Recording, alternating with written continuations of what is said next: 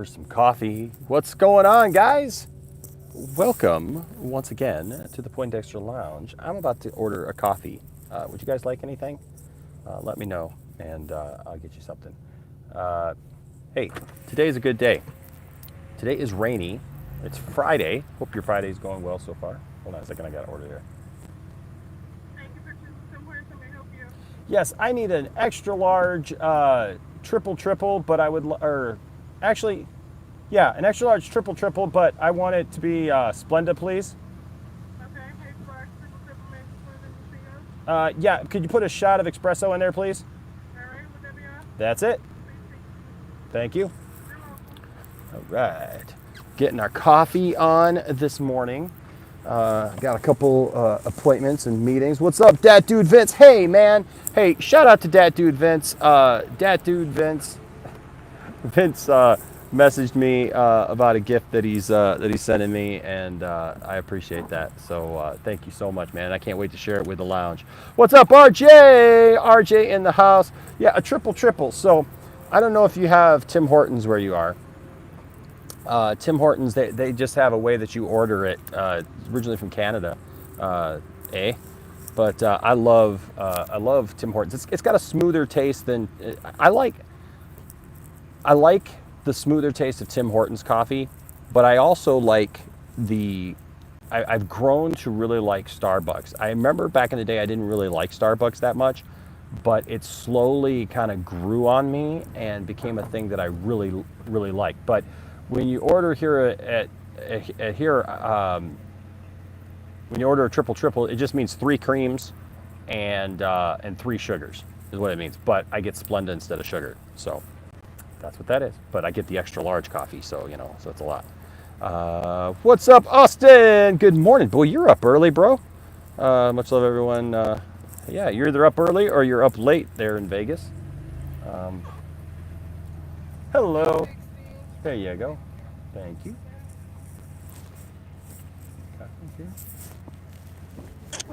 That's what's cool about doing these, man, is that like I catch people like at all different times of the day and night all over the world. Thank you so much. You have a good day too. See my wallet? Everything about me. I got the Superman watch. That's one of my Superman watches. I've got a couple of Superman watches. I got a new one that's pretty cool. What's up? You do suck.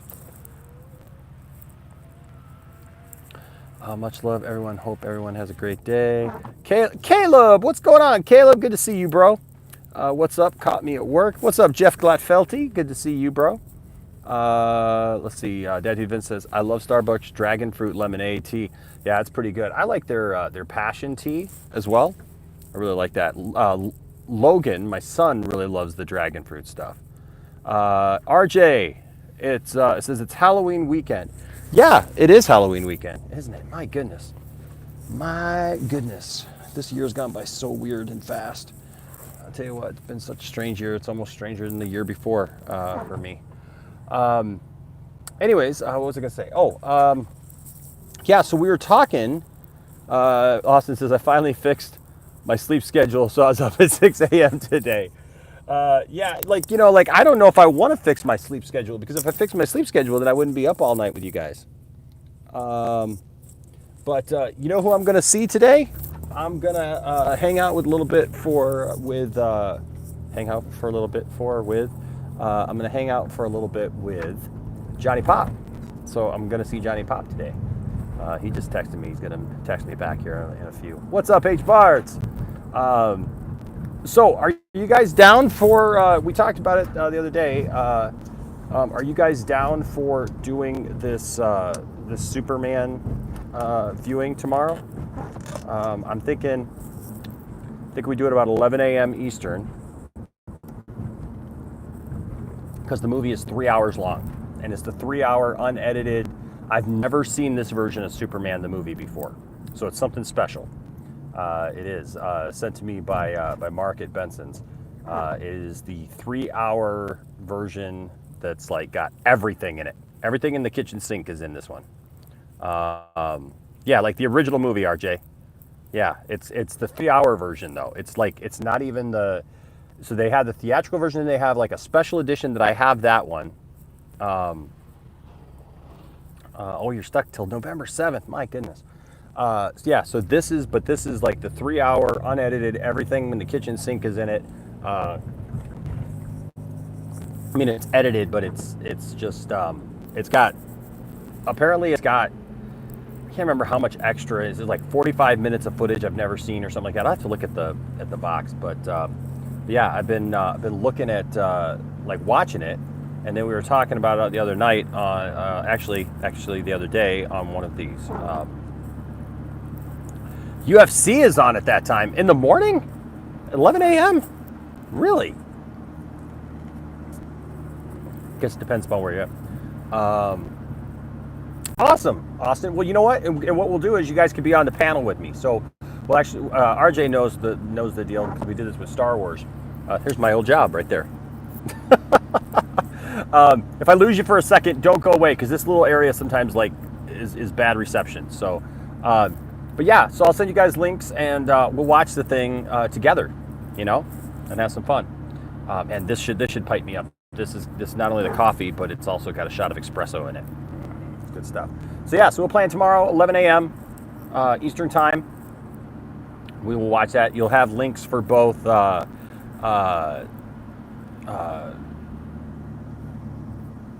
YouTube and Twitch, so there'll be two separate ones because we'll actually show the movie on Twitch, okay?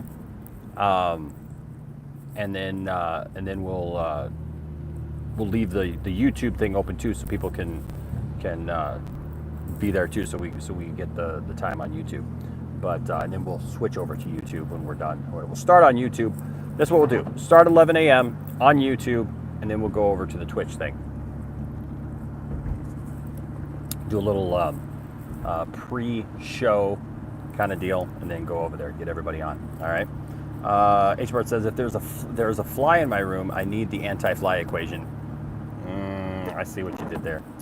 RJ says, I have to check my schedule. I'm planning on going to see a couple movies this weekend, including last night in Soho. Nice. Nice, dude. That's cool. That's awesome. Vince says, that's only a couple hours after I get off work tomorrow. Time for a nap. Sleep afterwards, work tomorrow night. There you go. See, that's how I roll. That's how I do my thing. What's up, Bradley? Good morning to you as well. So you know what? I just want to share something with you because you guys know that I've kind of been in a weird spot lately and everything. And I'm very, very thankful because I had a meeting yesterday with someone that I really, really appreciate, and it's part of my my denominational organization. Oh, did that come out? It came out, didn't it? Dang it. Well, that's what I'm doing tonight. That's what I'm doing tonight. So there you go. Oh, it's in Abu Dhabi. Nice. Nice. Yeah, well, we'll have to watch. Tiffany will be wanting to watch that. So, no, not Mike Zero, but it is a Mike. Actually, it's kind of funny. But you know, like I'm making a lot of decisions right now, trying to see where I'm going, what I'm doing, and I know a lot of you guys are, you know, too. Like, you know, we're living in a world right now, man, where things can change just like that. And so I've got a lot of decisions to make. But you know, I was really blessed because a situation that I thought might be bad because of what I had just gone through and everything was not that way at all.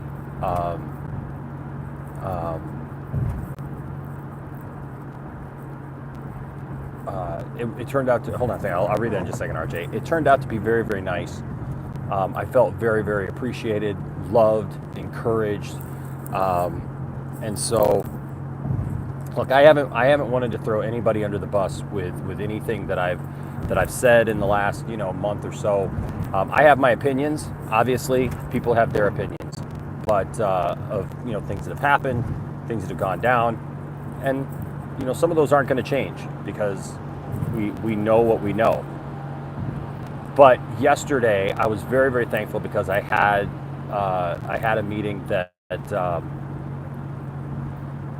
was how my other meetings should have been. I'll just put it that way. That's how my other meetings should have been. It was loving. It was done in peace. It made me feel appreciated. Like I said, it made me feel loved. It made me feel valued, and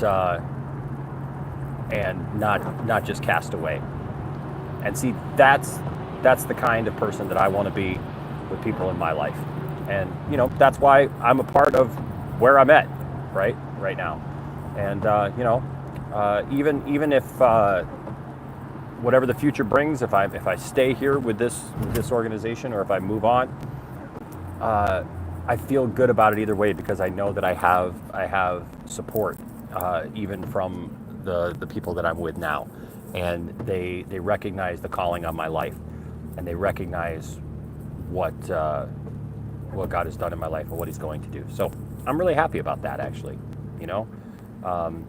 I wish the conversation that I had yesterday would have been the vibe that I had before, from other people. But that's why, at the end of the day, that's where I was. So yeah, it did, man. It turned out really, really well with them, and I was really, really thankful for that, because like I said, whatever the future may bring, if I go independent and I do that or whatnot, I love these people. These are people that I've done life with for the last, my gosh, some of them since 2013, and that's important to me. And they're people who've held me up, and supported me, and I was worried about that, but like, even with all the stuff, they supported me, and they saw, what was going on. So I appreciate that. I really do appreciate that, and that means a lot to me, because some people wanted to kind of throw that back in my face. So, but it is what it is. We're moving on. Okay, so what did RJ says? RJ said something about a leak. So who else here has seen the new leaked videos and images from No Way Home? Apparently a hacker named Fartballs, gotta love that, no joke, got their hands on a quick scene and an alternate cut of the first trailer. Really? It says, I didn't even know there was a new Paranormal Activity coming out. Yeah, oh yeah. I still need to see Halloween Kills, and I'm saving it for Sunday. Yeah, dude, Paranormal Activity, man. That's where it's at. It's like a reboot, but I guess not. I don't know. Yeah. So, but yeah, it's on Paramount. Yep, it's your own Paramount. Max talked about Amico last night, and I died slightly inside. Wait. Max talked about Amico? What's that? I've never heard of that. Just kidding. Just kidding. Okay. So here's number one rule. When you're riding a bike, you're supposed to ride in the direction of traffic. I don't know what in the world, I don't know how in the world this started out, where people started riding their bikes in the opposite direction, supposedly so that they can see the cars coming head on. That's not what you're supposed to do.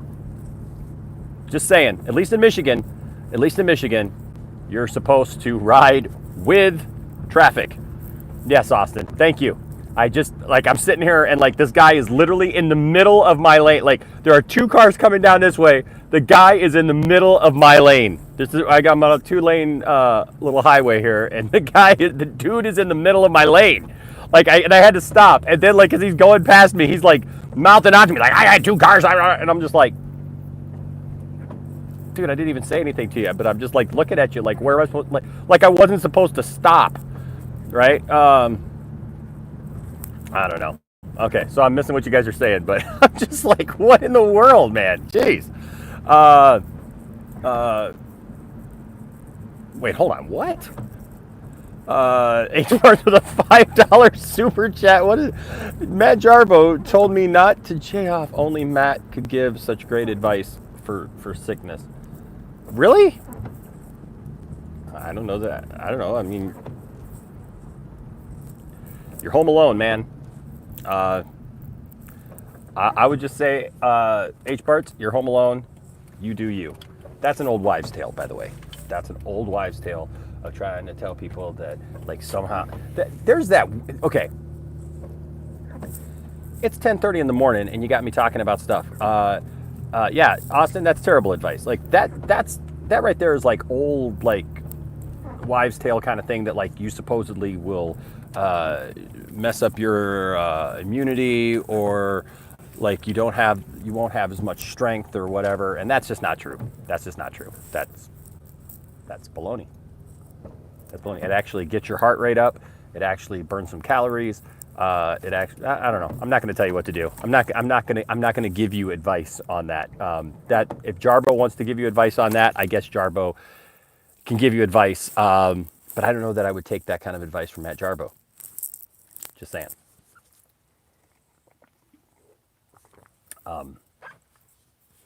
There you go. Yeah, that's Kellogg's advice right there. That's awesome. For those of you who don't know, yes, the reason why we have Kellogg's cornflakes is because Kellogg literally invented it. This is no lie. This is not me being crude or anything like that.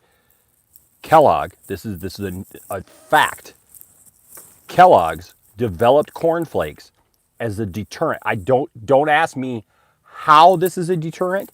I have no clue, but is a deterrent to one performing the solo deed.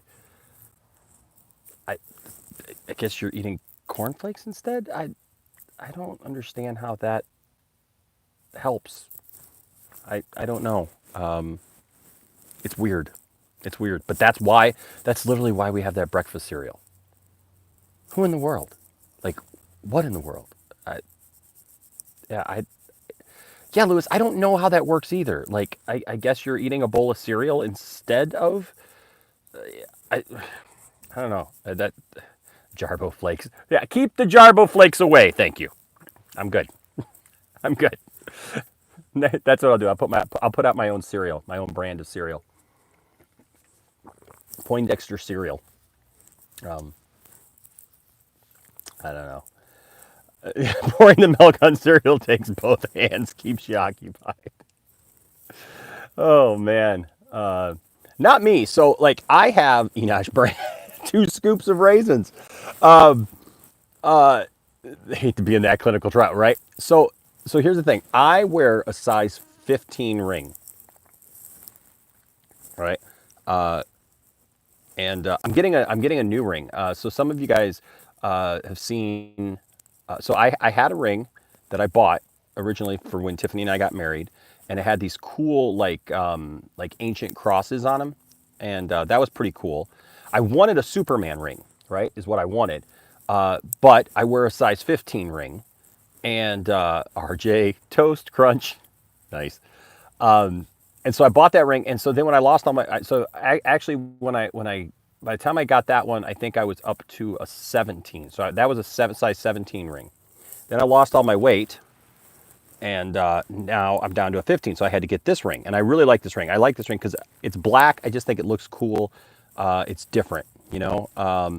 And so, but I wear my ring all the time, and so, like, it, you know. But this is like stainless steel, but it's black. It's a solid ring. Then when I was at the Superman Museum, I picked up this Superman ring. Some of you guys have seen it, you know, like in my promos and stuff, where it's got the big S on it. And so I've got that, but that's a size 15, and it turned out to be like a little loose, just a little loose. I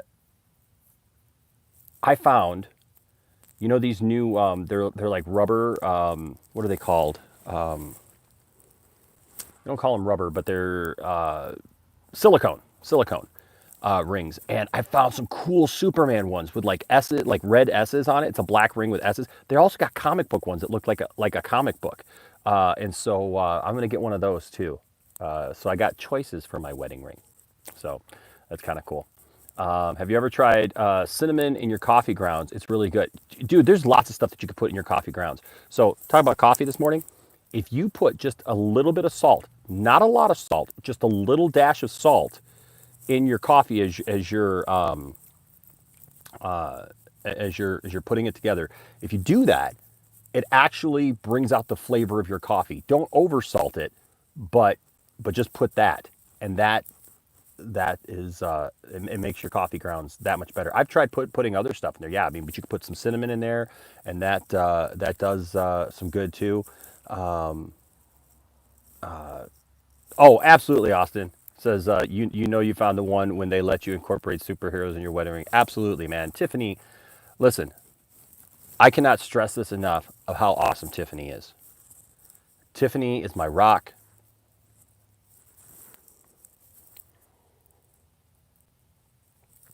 And she has been so great to me this last month. Just encouraging me, telling me that she stands behind whatever I do. Antonio says I would have used the lantern ring. She would have been down for that too. But I'm such a Superman fan. But guys, find yourself a Tiffany. She is absolutely Tiff-tastic. If you're a guy, find yourself a Tiff, man. I tell you what, because Tiff is just absolutely amazing. Don't settle for less. Can I just say that? Hold on, I want to go back here real quick. I want to make sure that I didn't miss anything. I love Matt's old opinions, always, yeah. Good morning. Hey, what's up, Paratosh? Good to see you, man. Sorry, I didn't mean to miss your thing there. The gold and black suit is what the suit looks like without the red fabric covering it up. That's interesting.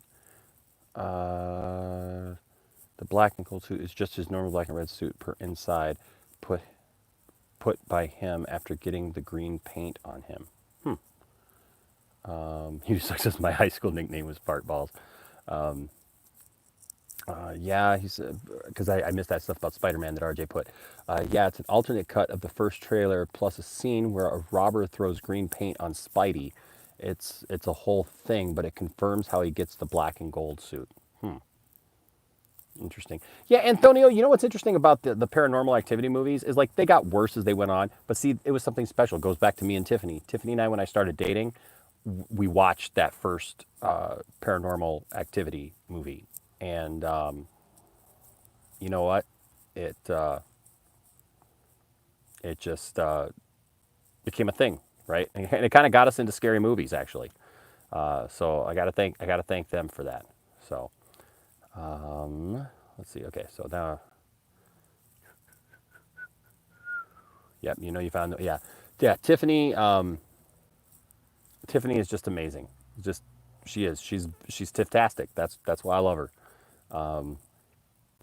You get what you give, it's so true. I tell you what, look, my first marriage, like I can't stress this enough, because when I talk about my first marriage and stuff, it was great talking to you and talking to Tiff when you guys came over. See, and that's the thing, H-Bars, right? Like people think, well, yeah, Enosh is the nerd guy, and stuff like that. I want to talk to Enosh or whatever. But here's the thing: you can have just as much of a nerdy conversation with my wife. We have a Twitter group, right, with a lot of the people that I stream with and stuff. And Tiffany's in there, and I love the fact that like Tiff is in there, like talking about shows that she watches that I don't even watch yet, right? Stuff that she wants to introduce me to, or whatever. She's talking about this scary show that she's watching and stuff, and like I think it was like Bradley and others are they're having this whole conversation about it and stuff, and I think Black Ops maybe, I don't know. But that's the thing is like she's got it, man. She holds her own, man, and that's just awesome. That's just awesome. By the way, she's going to be on with the Four Nerds tomorrow, or not the Four Nerds, not the Four. The Four Nerds should have her on.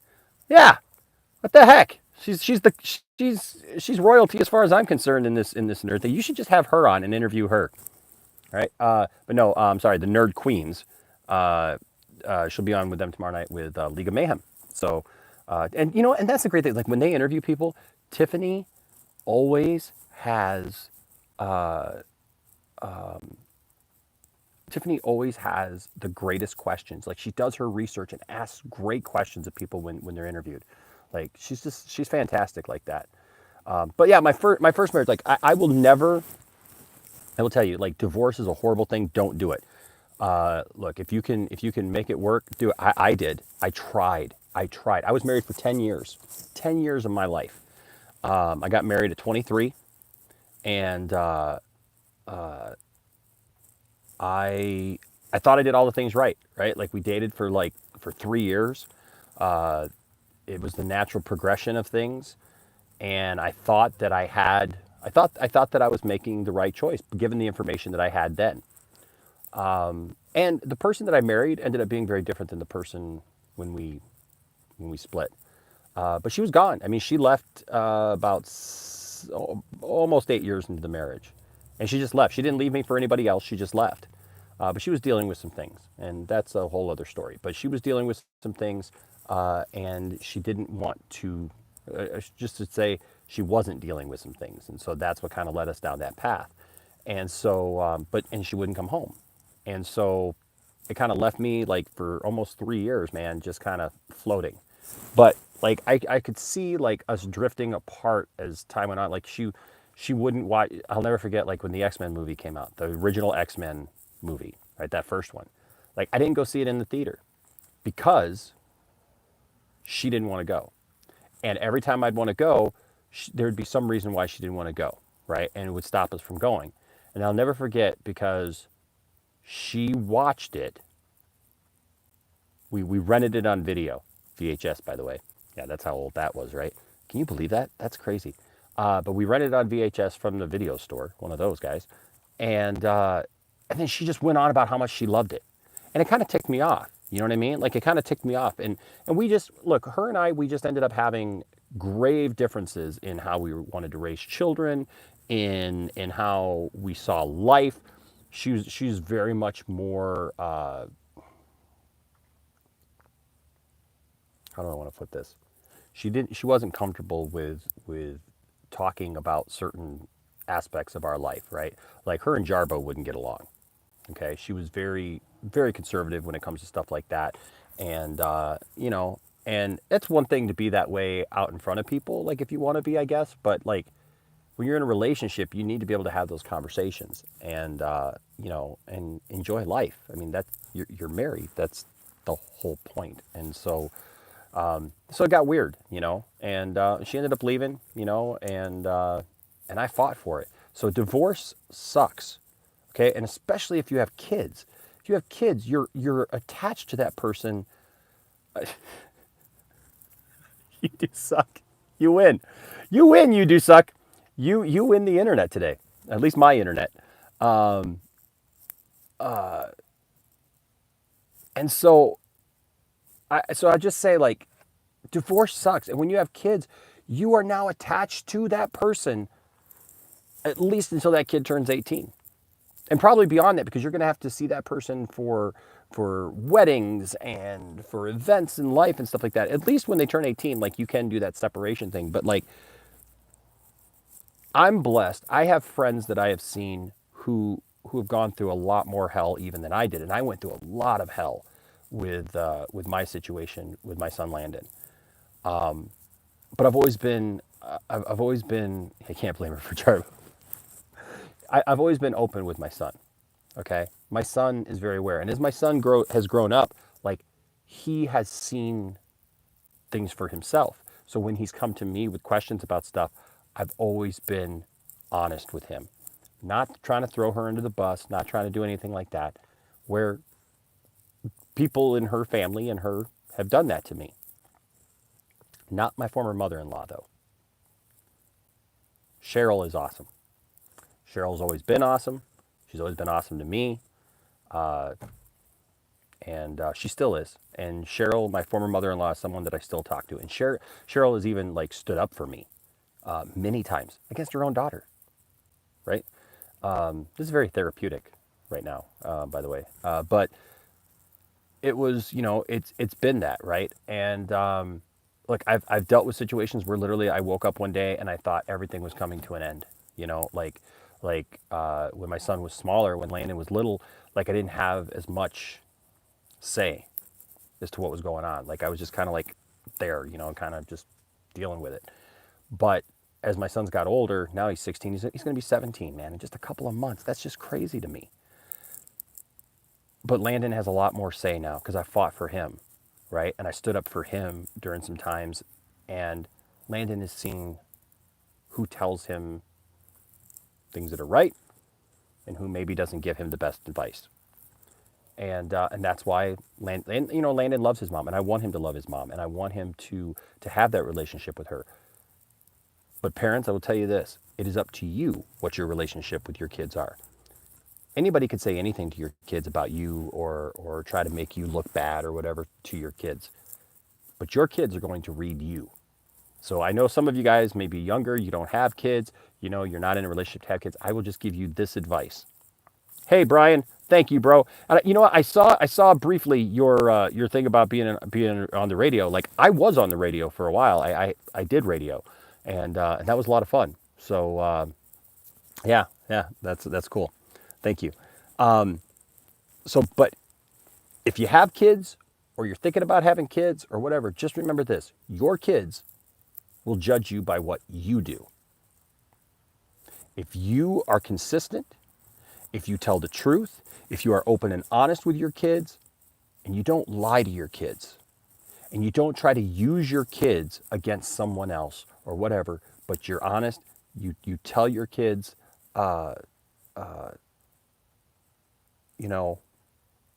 what needs to be done and what's going on, your kids will respond to you that way. My son has had people come up to him and try to tell him awful things about me and his other family, right? I got people on that side of the family that, even though, like, I am friends with my mother-in-law still, my former mother-in-law, there's people on that side of the family who hate me. I mean, absolutely hate. Can you imagine? Like, I can't imagine. Like, just because, for no other reason than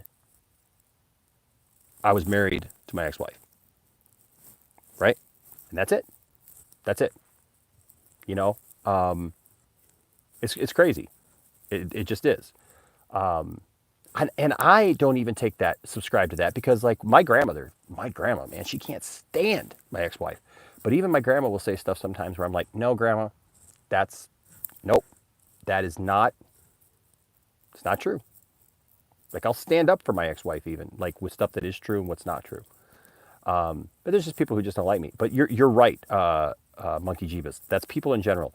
But your kids especially. Your kids will definitely take your lead on stuff if you're open and honest with them. And that's how we've been with our kids. And even in situations where it looked like our kids were being deceived by other people, the truth always came out. And when the truth came out, our kids understood, and it helped strengthen our bond with our kids. Now our kids with us are stronger than ever. We know our kids. Like, your exes and, other people will tell you, you're like, oh, well, this is how they really think. No, we know how they think. We know that they don't just tell us what we want to hear, because we never expect that out of them. H Barts with a $5 super chat. Thank you, H Barts. I at least I get to see the green. I wish that they had a way to do that on your cell phone, where I could pull up your super chat, man. I'm sorry. But H Barts with a $5 super chat, I'll at least read it. So if anybody gives a super chat, I'll read it. I do see it. It does show up green. I just can't. I wish that they had a way for you to, like, share pictures. Check this out. They've even got, like, this kind of stuff.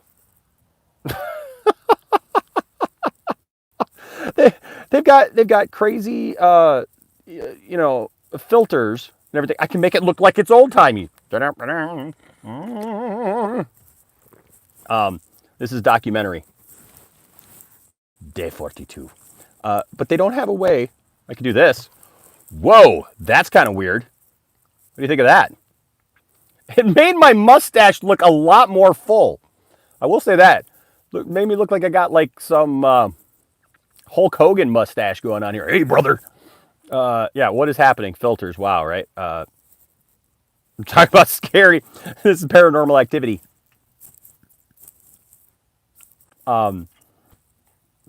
Yeah, no, sorry about that. Didn't mean to get sidetracked on that.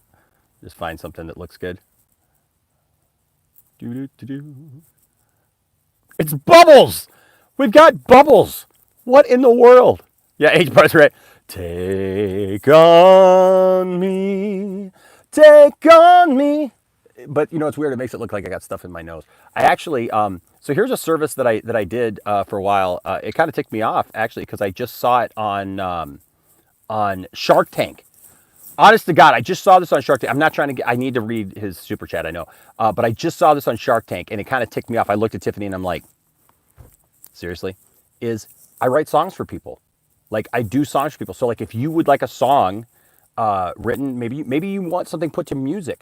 I do that, right? And also I do like birthday songs or parody songs for people. You know, like every once in a while I do that a little bit on the channel, but you know, I'm just being silly and kind of off the cuff. But like I did, you know, she was singing along, take on me. So I actually did that song for Tiffany for a birthday song years ago for her birthday when she turned 29. I think, wow, we've been together for a long time. But I was like, 29 years ago, your mom and dad were getting frisky, then dad hit the mark. What do you know, your mom and the preggers, they were filled with joy at the sight of the very first baby. That is why we celebrate every February. Happy birthday, it's early. Birthday. I got a frog in my throat this morning. To you, Tiffany. There you go. But yeah, so I do that. So if you know anybody who has a birthday coming up or whatever, like yeah, hit me up. But somebody was actually doing that on Shark Tank, and they got like 3 sharks to go in on it. And I looked at Tiffany and I'm like, what the heck? I was doing that 10 years ago. But all right, whatever. And they had raised something like $5 million before. I can't remember. It was like at least $1 million or something. I was just like, this is unbelievable. H Parts with a $5 super chat. Thank you, H Parts. Sorry, I got way sidetracked on that. It says Elmo trying to hook me up with a coworker, but he wants me to ask her out right away. I said I want to get to know her more first. Dude, you're smart. You're smart. I had that happen to me once where I got set up with a girl. Friend of mine was like, hey, you know, I think you and this girl, should go out. And I had never even met the girl. Like I had literally never even met the girl. And so we went over to this girl's house and we had fun, you know, like we went over, I think it was like, what was I, 16? It's like 16 or 17. We went over to this girl's house and, I mean, we had some fun, just hanging out, you know, and everything. But like, it was weird because there was this pre-assumption that we would get together, like even though we didn't know each other. And I think when you do that, like it puts too much pressure on everybody involved instead of just being able to just go and have fun and get to know somebody naturally, right? It was kind of weird. And so like technically she was my girlfriend for about 5 minutes, you know, because we were like, yeah, hey, you know, we talked a little bit. It's like, hey, yeah, let's do this. And then it really didn't go anywhere. It was never really a thing. But like, I still talk to her actually every once in a while.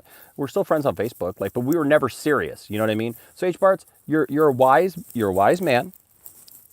You're definitely wise. You need to get to know somebody at least a little bit, right?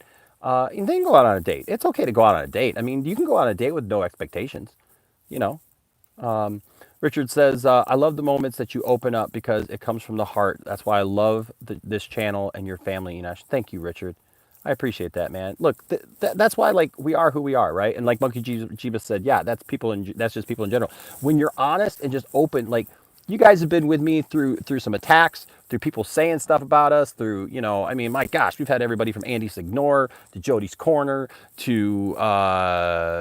you know, Geeks and Gamers. I mean, Jeremy was here for God's sake. You know what I mean? Like, we've been through a lot. Then the whole other side of the supposed Zack Snyder, you know, fans and stuff, you know, trying to tell me that I'm not a fan and all that junk. But you guys are here, right? You guys are here. And yes, Antonio, the truth, like Justice League being a trash movie. You know what? Here's the thing. If you look, and this is just me being honest, I never took it down because the night that we saw Justice League, we came home, we did a review in the toy room, and we were excited about it. You know why I was excited about it? Because I finally got to see my my heroes on the big screen. But then when you start recognizing all the problems that were there, like that was our first viewing, right? And you can excuse some stuff like Superman's lip. You try to at least, right? But you know, after a while, it wears on you, and you realize, okay, yeah, this wasn't any good at all. You know, and then the whole family realized it, right? My kids, you could see my kids were little, man, and they were just like, yeah, I mean, Landon was super excited to see the Flash and everything, but then you see the Flash, like this year when we watched Zack Snyder's Justice League, it's like, whoa, that's completely different, man. You know, I mean, it's a completely different character. So, yeah, it's crazy. Dad Dude Vince says, my first marriage lasted 10 years, was with her for 12ish. Yeah, I was with mine for 13. Says, I know how that stuff can be with divorce. It isn't fun. It isn't. And you're constantly tied then to that person. Right? Zack Snyder colors right there. We do black and white. We do Enosh's gray. Yeah, so you're tied to that person. And so if you can make it work. You know, now look, sometimes there's things that you can't change. Ralphie says 3 Tom Hollands, no Toby. Yeah, I don't know. I've seen stuff that kind of looks like that. We'll see. Weird Al is more than cool. Weird Al is genius. Weird Al is life. Yes, Monkey Jeebus. They scammed the sharks by ripping off Weird Al. Well, they weren't just doing parodies too. They were also doing like original songs, and I do that as well. I write original songs for people, so, yeah, you know what sucks about that? I wrote this beautiful song called You Are the One. It's a wedding song. I wrote it for my first wife. It's gorgeous. I recorded the thing. It's got orchestration. It's got piano, guitar. I mean, the whole thing is just so beautiful. And it sucks because I wrote that song and now I feel like one of the best songs I've ever written in my life is kind of a waste, right? Because I don't play it anymore. Every once in a while, I'll pull it out. Like if somebody asks me to do a wedding or something like that, I'll pull that song out and play it. But you know, I've done a couple songs for Tiffany. You know, the comical things, but I never wrote I need to write a serious song for Tiffany. But I feel like too, in writing Tiffany a song, I feel like the song that I wrote before is actually the song that should have been for Tiffany. Because it's called You Are the One. And yeah, it's definitely more about, it's definitely Tiffany in my life. It's definitely what I prayed for in a woman was Tiffany. And don't take the people in your life for granted. That's all I got to say. Because, man, my grandma used to tell my ex-wife, said, you know, one day, you know, somebody's going to come into Enash's life, it's just going to knock his socks off. And, you know, my ex messed up and she walked away. And I don't think that she thought that, it took me a while to heal. It took me, man, she was gone for 3 years. And then like I waited another 2 years, I think, after that, before, you know, I went out on a couple of dates, you know, with people who were friends, but not anything serious. And then when Tiffany and I started dating, like we went on with Tiffany and I, the first date that Tiffany and I ever had, we went out to Weird Al. We went to a Weird Al concert. That's how I knew something was up. Because I figured, look, I'm going to go all out on this one, right? Because my ex-wife couldn't stand Weird Al, right? Thought he was stupid, thought he was, you know, silly, whatever. Like she didn't take it seriously like I do. And then obviously he's silly and stupid. Okay, let's be honest. But, you know, I'm a nerd, right? That's who I am. And like she wasn't. You know, she wasn't into the things that I was into. And so, yeah, it sucked because I didn't know that life could be this good. And then when Tiffany and I went out on our first date, I figured, I'm going to go big or go home. If I take her to see Weird Al and she doesn't like that and she doesn't have a good time doing that, then guess what? It's probably not going to work out, right? Because I didn't want to settle for less. I had people. I had one girl, a friend of mine, and I love this girl so much. Her name is Kim. She's been a good friend to me ever since I was about 16. She's 4 years older than me. So she had a lot of similar interests that I did and everything. And like I had like all these people kind of converging on me after I got divorced. I'll tell you what, you will find if you go through a breakup or a divorce like that and you've been in a relationship forever, I mean, because I'd been in this relationship for like 13 years at that time, you'll discover that people will come out of the woodwork all of a sudden that you never knew had interest in you. You want to talk about like opening up? Let me open up to you about something. My friend Rusty, which I need to get Rusty here on the channel. I just need to have Rusty come hang out and I got a video of him on the channel of us hanging out with him one day. But you guys would love Rusty. Rusty is so funny, and I love that guy. He was like a brother to me. But Rusty was married to this woman for quite a while. We were all friends and stuff, and they got divorced, but they were still friends, and we were all friends. But the thing is like she called me up after I went through my divorce and basically offered to be my friend, if you know what I mean. And I was like, no, I'm good. Thank you.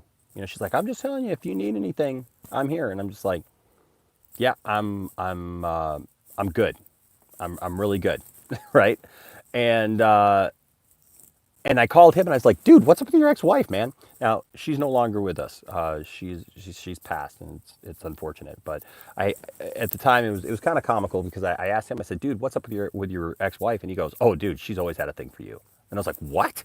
He goes, yeah, man. He's like, dude, she used to talk about how cute you were and all that stuff. It was actually, like kind of weird. And I'm like, well, dude, why didn't you ever tell me that? And he's like, well, what is I going to tell you? My ex-wife has a thing, or my wife has a thing for you? I was like, yeah, I guess that's right. Like, that's kind of weird. But like I said, people come out of the woodwork, man. And this friend of mine, Kim, she comes back into my life every once in a while. And like I liked her when I was younger, and then she moved to Alaska, and I didn't hear from her for like 8 years. And then all of a sudden she popped up, and I was like, whoa, okay. Well, it was fun. It was really interesting because right at the time that Tiffany and I were getting ready to start dating, I literally had asked Tiffany out that week, and we were boyfriend and girlfriend, and I committed to, a relationship. My friend, who's very dear to me, like honestly, like if it had been any other way, like she's just amazing. She's a great person. She's an awesome person. And she started talking to me, and she knew what I was going through. And she really actually helped counsel me through it. She's also a minister, and she was single, and just a good-hearted person. And she was talking to me. We were talking on the phone and everything, and it was really cool. And she was talking about actually moving to Michigan, and I saw where this was going. And she was talking about like maybe going to U of M because she was going to go to law school. And she opened up to me and told me how she felt about me finally. I mean, we had kind of had this back and forth kind of flirty thing for like our entire lives. And then and it was sad because if it had been any other time, who knows? But Tiffany and I had this special thing that it was here, it was now, and I had committed to this relationship, and I had to tell my friend, and it sucked to be on that end because like younger me really liked this girl, and that sometimes people just aren't in the right place. It just was never the right place or the right time for us. And I had that conversation. It was good to be able to actually have an adult conversation about that, right? That it just wasn't the right time, the right place, ever for us. When I was ready, she wasn't. When she was ready, I wasn't. And I had to tell her, hon, I I literally just committed to being in a relationship with someone, and I said I'm giving that my all, and and seeing where it goes, and and then Tiffany and I ended up being the perfect match, and I've told Tiffany nothing can ever happen to her because I'll they just don't make them like that, I mean, Tiffany is amazing. She's like the perfect girl. She's the perfect woman for me. And I'm eternally grateful to her. So find yourself a Tiff-tastic, because everything that we have been through, and we've been through so much. It's funny, this August we celebrated being married 9 years. So next year will be 10 years that Tiffany and I have been married. And I'm really looking forward to that, because I'm really looking forward to being married and being with her longer than my other relationship, because I feel like I was robbed of that. Because I got friends now who've been married 20 years or whatever, and who got married around the same time that I got married. And that was like the goal, right? Was to, be able to be married, this long amount of time. And now Tiffany and I are going to have to like live, forever to have, those really big milestone, things. I mean, for us to hit 50, gosh, what was I, 30, almost 10 years ago. So I was like 34, 35, so I'll have to, we'll have to hit like 85 years old for us to be married 50 years. But I tell you what a 10 years it's been. And we've been through so much, ups and downs, man, back and forths, and people attacking us and stuff. And I'm really looking forward to this next couple years as we get to get rid of some stressors in our life, with our exes, because the boys will finally be of age, and we don't have to deal with exes anymore. We can just live our lives, not have to worry about anybody else, and any of those responsibilities, that we're still attached to. We got to be certain places at certain times and drop off people and do things, and so I guess my thing is find a Tiff-tastic if you can, because they are definitely Tiff-tastic. She is. Okay, let me go back here and see see what you guys are.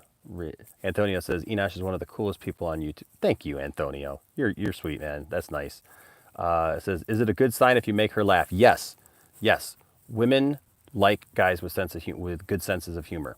But you know what? Like, make sure that your sense of humor is one that stimulates her mind, not just, so look, there's some girls who like fart jokes and, whatnot. Tiffany likes a good fart joke. Don't get me wrong, right? But, like when Tiffany and I first started talking, actually, talk about sense of humor, I did my, I kind of won her over with my Sean Connery impersonation. I would talk to her on the phone for long periods of time, like I was Sean Connery. And then she used to read these romance novels, which I would look over her shoulder, and I would read them as Sean Connery. And that was something that she definitely responded to, and it would make her giggle. It would make her giggle with delight. H. Bart says, I like her, but we talked only like 3 times so far, and I don't want to rush and be like, let's go out now. Yeah, hey, you know what? The thing is, talk, and when it's natural, say, hey, you want to go get a coffee? You want to go get lunch? I mean, that's the best way to do it right there. Is just, just be like nondescript, just like, hey, let's go get lunch, right? Let's go get lunch. And, with nothing attached. You don't even have to go to dinner. Don't even say like it's a date, right? But like, just say, hey, what are you doing? You want to go get a bite to eat? Go get some lunch, right? And just do it that way with like no strings attached, and then see where it goes. Because that way you guys are like talking, right? And you're learning about each other without any of those things. That's even how I did my first marriage. I mean, like, I was just like, hey, you want to go to lunch? And we did. And, things ended up happening later. Austin says, H. Bart's, hey bro, every relationship I've had was probably for my humor and definitely not my looks. So yes, that is a really good sign. Yes. If you make somebody happy, make somebody laugh, everybody thinks that you got to be this hot, gorgeous, whatever. It's not even about that. right? What's up, 187? Sorry, man, that you've been on here for a minute if you're still here, but thank you for popping in, man. I was telling my story and did my thing. H. Bart says, I love Justice League at first because I thought Zach did it. Yeah, we thought that was Zach's, right? So we thought, hey, this is the best it's going to get. And then we realized, nope, that's not, right? Yes, humor definitely works. You ain't a bad looking guy. Bradley says, that's what I thought when I saw Endgame 2. I loved it at first, but can't stand it now. Look, I was straight up about Endgame. I did not like Endgame at all. I still don't like Endgame. Endgame makes no sense. I like Infinity War. Look, and you know what? I don't know how I got this rep that apparently I hate Marvel movies, but I don't. I really don't. I was just really angry at Endgame because I felt like Endgame just made its own stuff up, and you know, I just that's the whole other thing. Monkey Chief says Joss Whedon's cut was more like a Kevin Tsuchihara rush cut. Yeah, he wanted more time to finish the movie, but was given a deadline so Kevin could get the bonus in his paycheck before he was like, absolutely, absolutely. The whole thing was just, it was doomed. It was doomed. It really was. Well, it's not a bad movie, but it's definitely overrated. Also, you are awesome and a good-looking human. Yeah, you know what? Most people, they rely on their sense of humor, and that's good. That's good, right? You clean up a little bit too. That's nice too. Take care of yourself. Look, guys, take care of yourself, right? Brush your hair. Take a shower, right? Get some presentable clothes. Don't wear the same clothes every single day. You know what I mean? Unless you're William and you own a store that you have a Shazam shirt as your uniform. We always see him in his uniform. I'm glad that he cleared that up because people ask me all the time, like, does William not wear anything else but that shirt? William has other shirts. William is just fine, but he's usually, when he comes into the channel, he's usually finishing up his day at his comic book shop there in Vegas. And so he's finishing up his day and then he comes, home. But the thing is, if you see on his shoulder, he's got there, it says the Sci-Fi Center. So it looks like a Shazam shirt, but yeah, it's a different shirt. So there you go. H-Bar says, my parents have been together for 40 years. Dude, that's awesome. Lewis says, my mom is still here. Thank God. I'm thankful for that. Monkey Jiva says, yeah, just play some games together and get some virtual milestones to simulate that in a shorter time. Your brain won't know the difference unless you press on it. That dude Vince says, my girlfriend is a fart joke. She can outbelch me like a pro too. That is, you know what? And here's the thing. The first time you fart in front of somebody, how they react will tell you a lot. I'm just saying, if you fart and they're like, oh, this is gross and blah, blah, blah, like, then you know. If you fart or they fart and you're able to laugh about it and have some fun with it, guess what? It's good. What's up, Mrs. Dat Dude Vince? She's sitting, Miss Dat Dude Vince says she's sitting on her PC right behind me. It sounds like you guys are doing the stuff that you love together, right? Lewis says, Enosh, do you make Tiff laugh, and does Tiff make you laugh too? Enosh? We make each other laugh so often. I mean, we have all these in-jokes with me and Tiff that we just know, that we just love. One of our things is we'll do band names. Like, we got a whole list of band names that, like, I could never even repeat to you guys here. I started listing them in my phone because some of them are wildly inappropriate. But, like, we'll be in a situation and somebody will say something and we'll just be like, yep, that's your band name. That's your band name. And so, like, we got stuff like that. I mean, we have so many memories together and funny things. And Tiffany is not uptight about anything.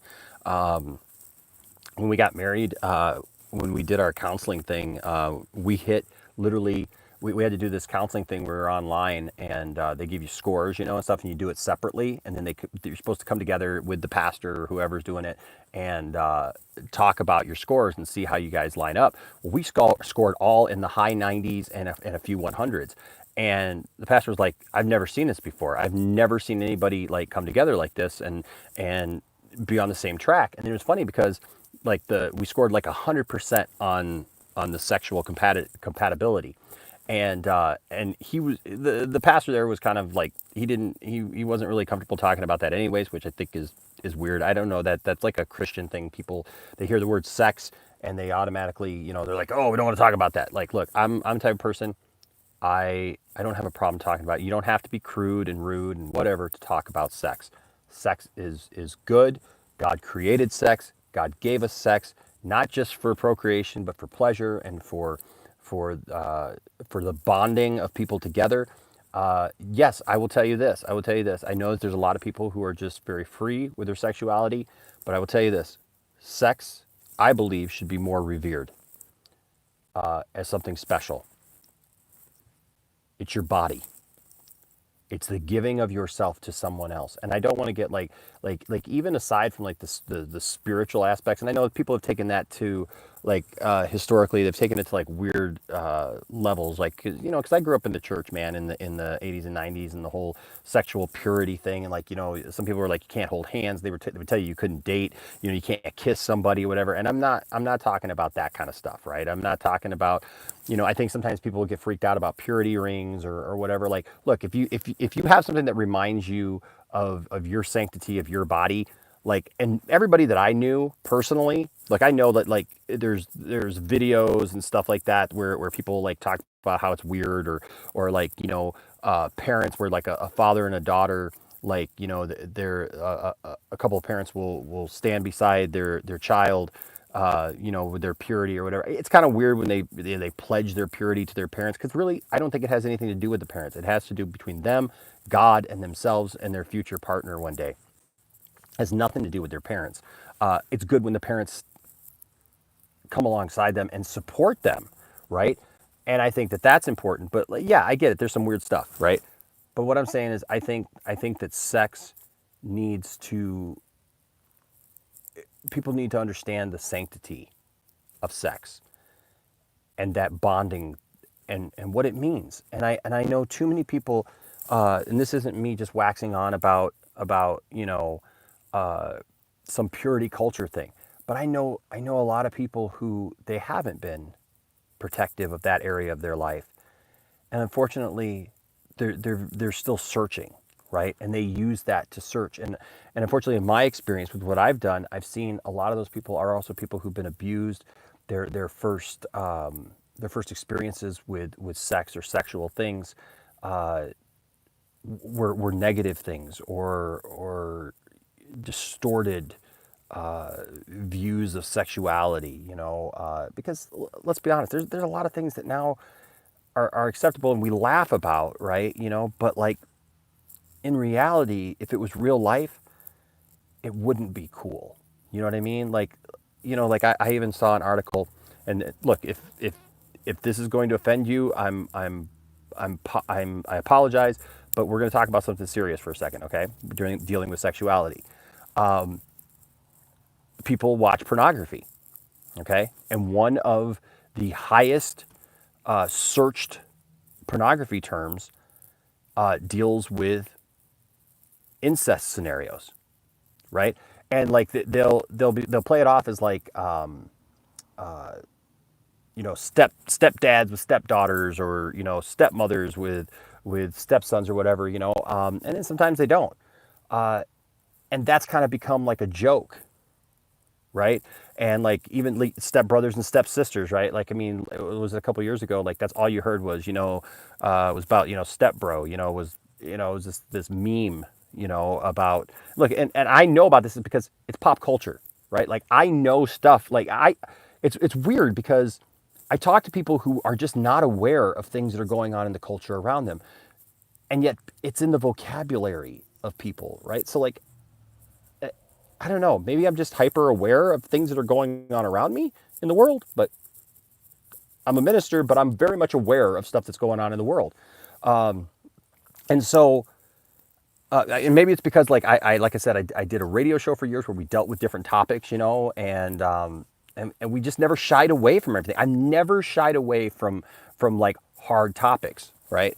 And so it's just weird because like if those things were happening in real life, in our real life, it would be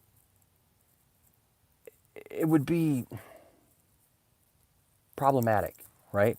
And it's not healthy. It's not healthy, And so I've seen many people hurt from scenarios like that, and abuse and things like that. Like not every situation is abuse or whatever. Consenting adults do what consenting adults do.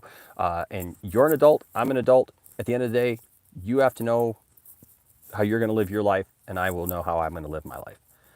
But I see many people who have been hurt, and their view of sex, like their self-esteem rests on their appearance. We were talking earlier about, like, do you have a sense of humor, or do you have, good looks or whatever? Like their sense of being, unfortunately, is tied up in their sexuality. And a lot of people will just give that freely to people with no constraint. And that breaks my heart. It breaks my heart for people. Because I do think that it's something special, you know. But yeah, that's we kind of got up on that, like relationships and stuff like that. And I just for me, like I want people. I'm not telling people what to do. I'm not telling you what you should do or what you shouldn't do. I'm just telling you, for me, and like for my kids, and what I hope for my kids is that they have meaningful relationships, right? Where they learn and cultivate and grow together, right? In all areas, mentally, physically, sexually, that they stimulate each other in different ways. That's what Tiffany and I have.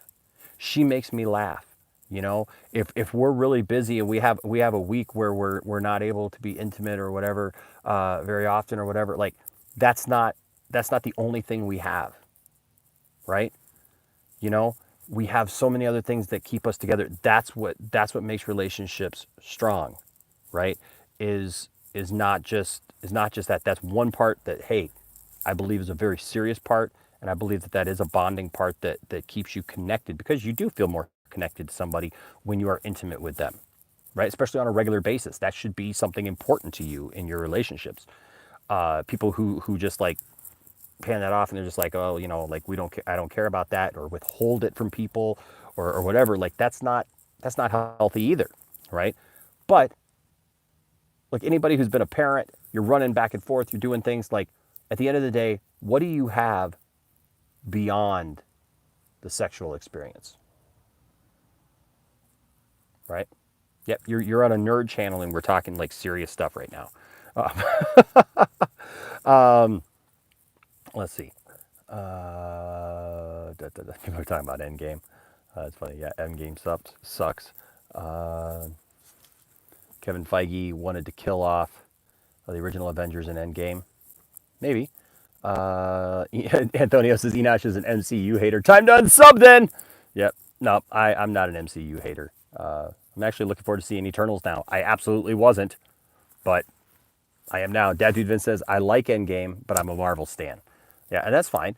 Lewis says, I do like Endgame, but I understand why people might not like it. I actually had to go back and see it a second time. I saw it a second time. I was so angry about it the first time I saw it that I had to go. I went by myself the next day to watch it by myself in the theater. Bradley says, LOL, I've only seen him in that shirt in person too. Meaning William. That's funny. Yeah, so he's like comic book guy in The Simpsons. Yeah, that's William. Love him.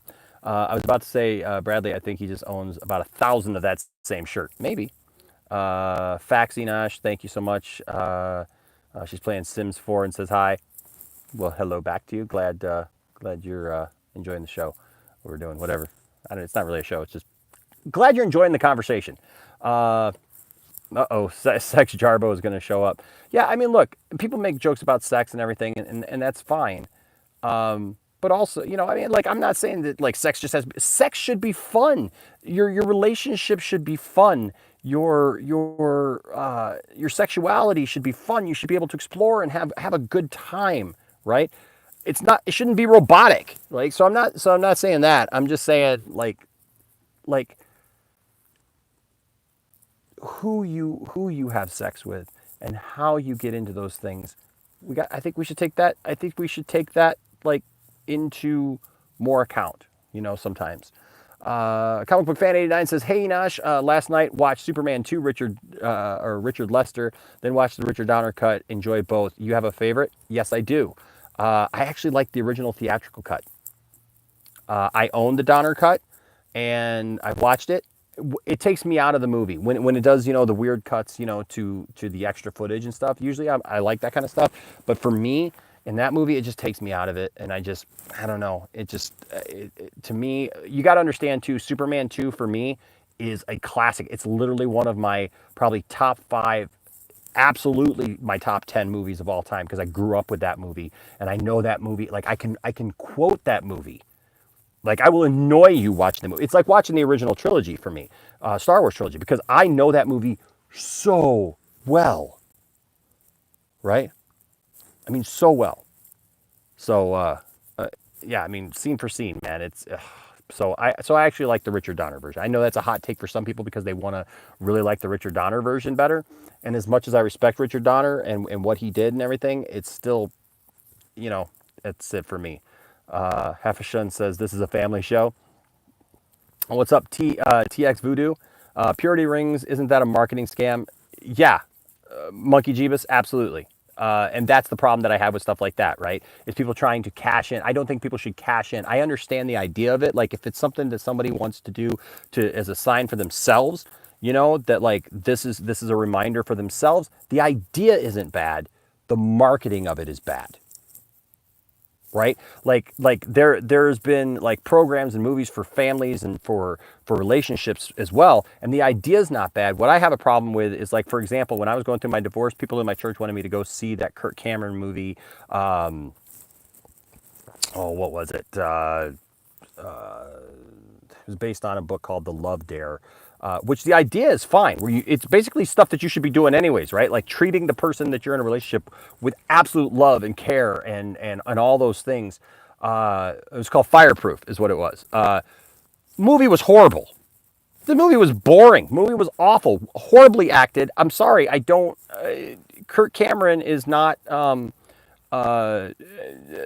that he's not going to save my marriage. What I had a problem with too, though, is like you went to go see that and you knew automatically, okay, so here's the movie, and we also want you to buy the book, right, that it's based on, and we want you to buy the Bible, the special Bible that has notes in it about this. And then you got to buy this journal so you can journal it, right? You can't just put it in a regular notebook. You got to have the fireproof journal, and you got to have the fireproof, bookmark that goes with it. And here's a t-shirt, and, and just like, that's what I have a problem with. Yes, Monkey Jeebus, is the marketing behind it, right? And trying to be like, oh, you know what?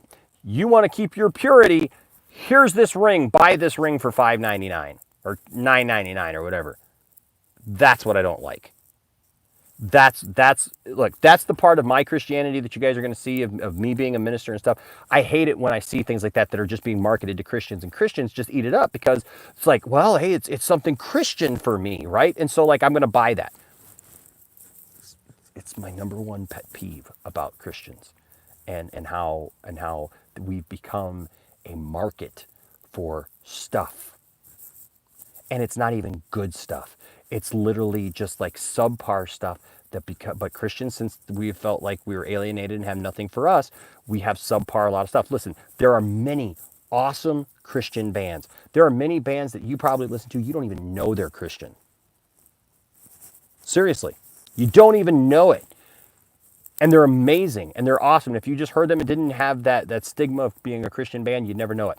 But you know what the problem is Christian music has now become a style instead of like a genre unto itself, where like back when I was growing up, man, there were bands of all different kinds. I mean, there were punk bands, metal bands, thrash bands, dark metal. It's ironic, right? Like dark metal bands, man, like, that were Christian bands.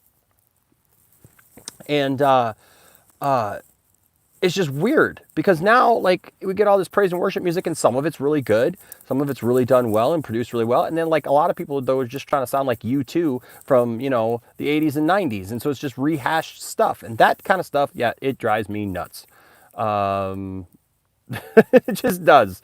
But don't really the jewelers benefit from that? It's not really a jeweler thing. I mean, they're usually cheap rings. I mean, they're usually like a cheap plastic thing or like a silicone thing. You try to be ignorant of your surroundings. I try not to be. I know the church sells the ring.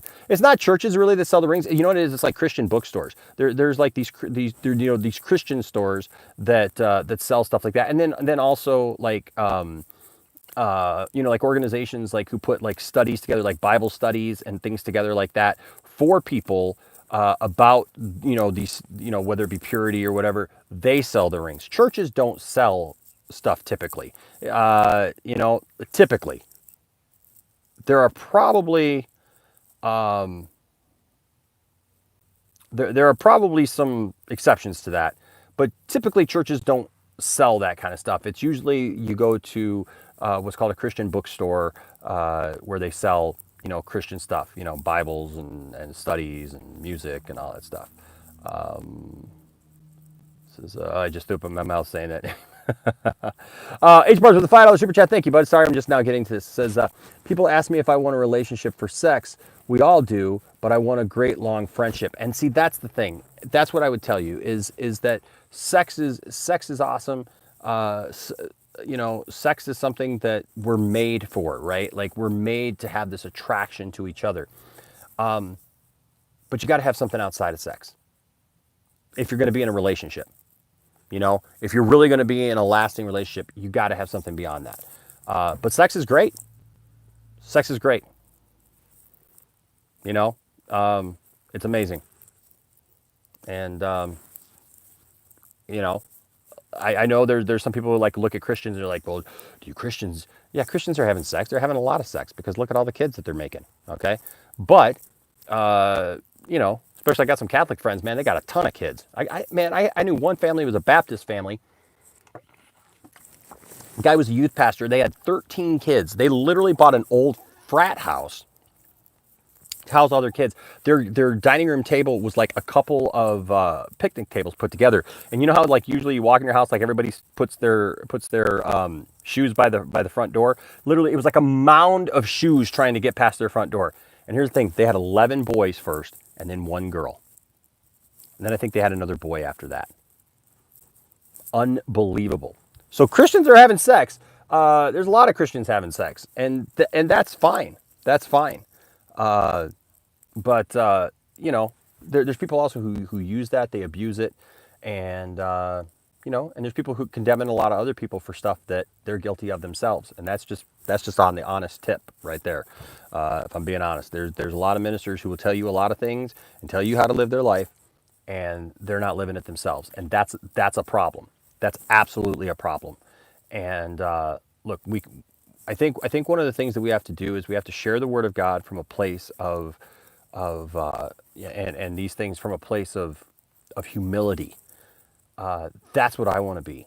We have to share from a place of humility where it's not just me pointing a finger at you, telling you how to live your life, but hey, what are some biblical truths that we can apply to our lives that make sense for our health? You see, because God, the Bible says in John, everybody knows the scripture, John 3:16, for example, right? For God so loved the world that he gave his only begotten son, that whosoever believes in him should not perish, but have everlasting life.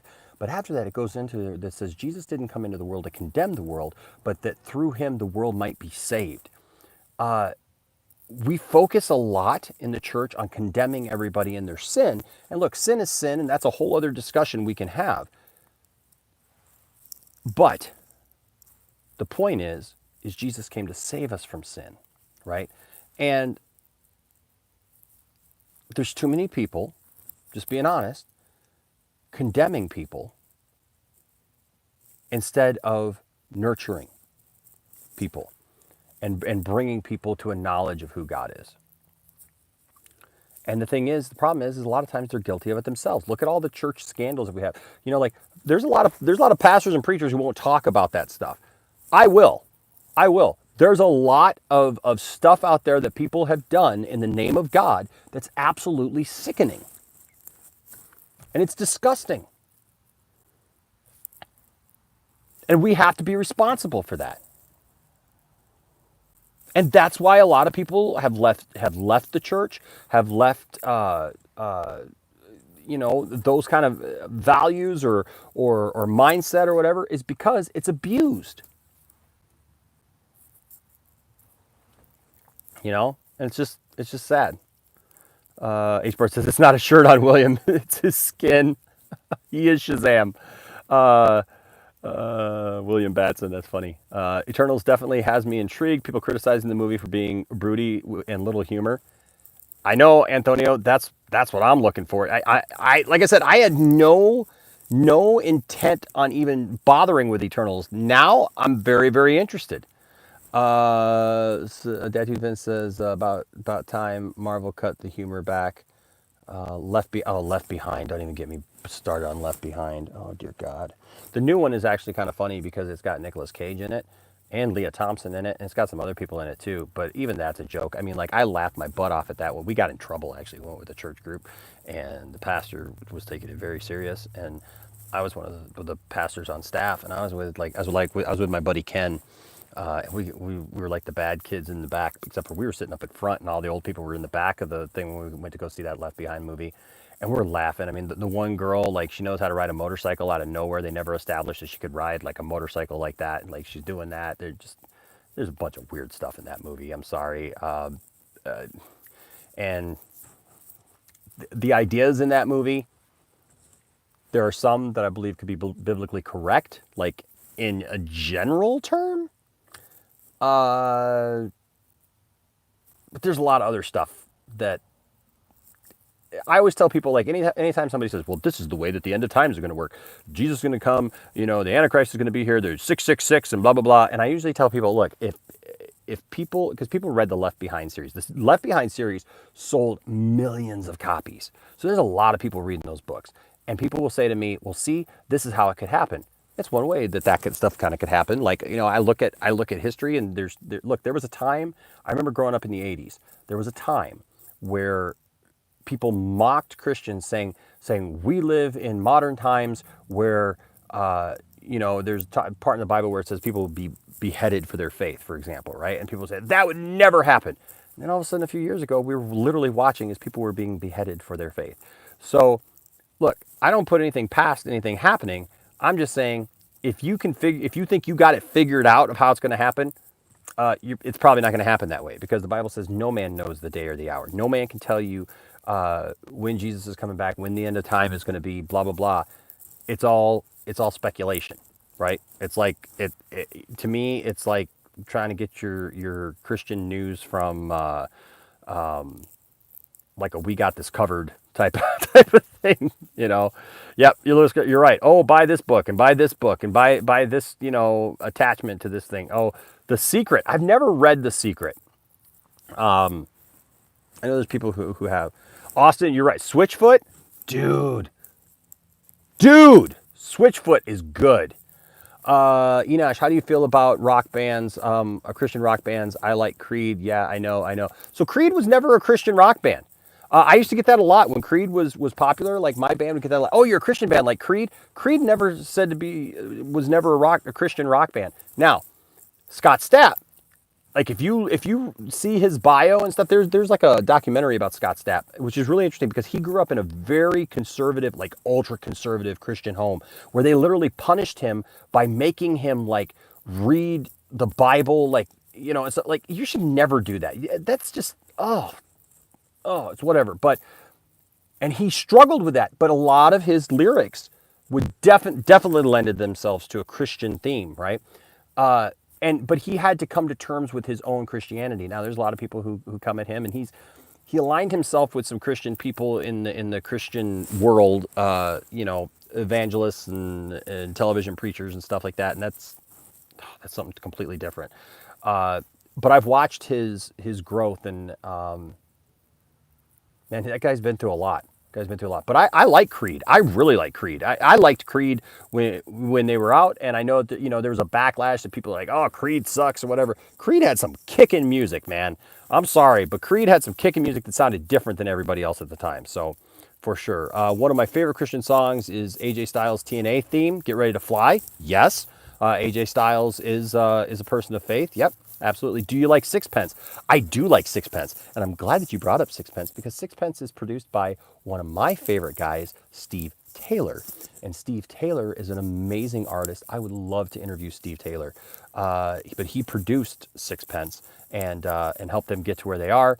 And he was one of these guys that, man, in the 80s, he was making music and songs. I've talked about him here before. He was making music and songs that defied and pushed back on a lot of stuff in the Christian mind. This is a coworker of mine is into 80s Christian metal scene. Guy is huge into Baron Cross and Striper. Baron Cross, I got a friend, man, sounds just like Baron Cross. Baron Cross was like, they were never one of my favorite bands, but like that metal thing and that you could do that. What they had a song called, what was the song called? What did you? I'd have to go through this. It says, why did you wait? Why did you hesitate? We tried to warn you, but now you're out of time. You chose your own way. Now you're gonna pay. The party's over, and you've been left behind. Gone away like a thief in the night. You better turn on your light. He may come back tonight. Gone away, but there's still time to choose. You got nothing to lose. I can't remember the last. Yeah, that was Baron Cross, man. And I got a buddy who does it even better than me. My buddy actually recorded in the same studio for the same record company as Baron Cross was on, and they did a whole skit. He's under the car, like he's fixing the car, and he's like singing Baron Cross tunes. It was pretty funny. I have an issue, Blake says, I have an issue with having friendships with girls. There's family friends and then there's friends' friends. I find it's harder to not only keep those relationships, but to get to know them. Yeah, you know what's weird about me is like, because I grew up around women, like literally nothing but women. And so I've always had friendships with girls. I've always had more friendships with girls than I did with guys, even. You know, I mean, I always had my best friends, stuff like that, but I was always, I don't know, I always had an easy way of being friends with girls. But it is hard, you know, like, you know, people of the opposite sex, it's definitely hard sometimes to maintain those relationships because sometimes there are those expectations and you think it's growing into something else and it's not. Lewis says, Oh Man Switchfoot is a great band.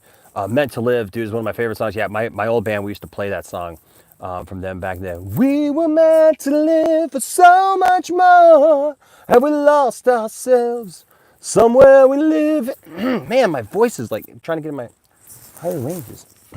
Somewhere we live inside. Somewhere we live inside. We want more than this world's got to offer. We want more than this world's got to offer. The Vatican has done a lot of bad stuff over there. Yeah, you know what? Look, organized religion can definitely has definitely not helped themselves. I will just say that. Dad Dude Vince says, I'm agnostic but very spiritual and find those conversations amazing. Thank you. Hey, Vince, you're absolutely welcome, man. You know, and that's the thing. It's like, I actually respect people who say they're agnostic because to be agnostic means like you just don't know, right? You're still looking, you're still wondering, and I think always being in a mode of searching is good, right? I think that's good as long as you're searching, man. The Bible says, seek and you will find, knock and it shall be opened unto you, right? I respect that. Antonio says, when is Ray Fisher going to be in the lounge? So I just got a message from him. That was weird. I totally froze there for a second. I don't know if you guys saw that, but I froze. I lost all the comments and stuff. So I just got a message from Ray last week, and he's really busy right now with some stuff, but he said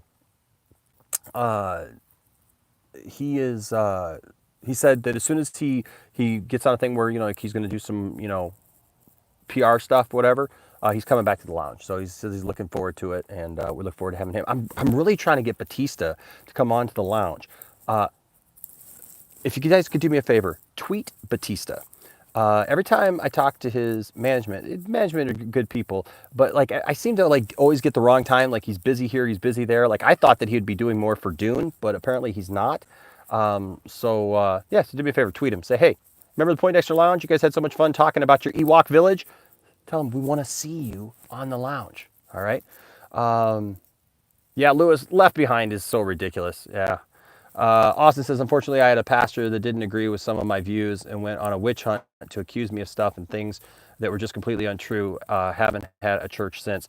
Well, Austin, you know, the thing, he says, oh, but funny enough, when I came back for a service a year later, pretty much every pastor came out of nowhere and apologized. It was pretty wild, but still left a bad taste in my mouth. And so here's what I say. Grace for all, right? You have to remember sometimes pastors are programmed in a certain way that they're supposed to respond to people in a certain way and certain things. And unfortunately, they can respond too quick. It happened to Tiffany. It happened to my wife when she was going through her divorce. Her ex-husband said some things, even though he was the one who was doing stuff, like Tiffany was kind of outcast, and it bothered me because we were just friends at the time, and I was the worship pastor, but yet our pastor asked her to step down and did all this stuff that like really ticked me off and like really made me angry because he kind of took it out of my hands. But when Tiffany came back, because Tiffany left for a long time, when Tiffany came back, they apologized to her, and that's the problem, right? Is that sometimes it's like anybody, they make mistakes. And I know it's hard. And it does leave a bad taste in our mouth. What I pray is for grace for all. Grace for you, going through your situation and disagreeing with some things and having a disagreement. And grace for you it should be on the front end of that, not that you would be responded to in a negative way right away, but actually, that dude Vince, you're awesome. I'm watching this, and that dude Vince just tweeted Batista. That's awesome. Thank you. Get on that. Yes, and tag me and tag Batista. That's awesome. Thank you. But and also, I know it's hard, but when people recognize they're wrong and they do apologize, I know it's hard, and sometimes the damage is already done, and maybe you don't go back to that place, and maybe you just move on, but at the same time, try to find forgiveness in your heart for them, and understand people are changing and people are trying to better themselves, and it's just sometimes it takes time, and sometimes that first reaction is not going to be good. Lewis says, oh, I didn't know that Enosh about the lead singer of Creed. Thanks. I always thought Creed was a Christian rock band. Yeah, Lewis, a lot of people did. A lot of people thought that Creed was a Christian rock band. They were just a band that dealt with a lot of spiritual issues because Scott wrote the songs, right? But they weren't Christians. And at one point, like Scott was just like absolutely like, look, I'm not a Christian. I don't believe this way. This is the way I was brought up. Since then, he has come out as he is a Christian now.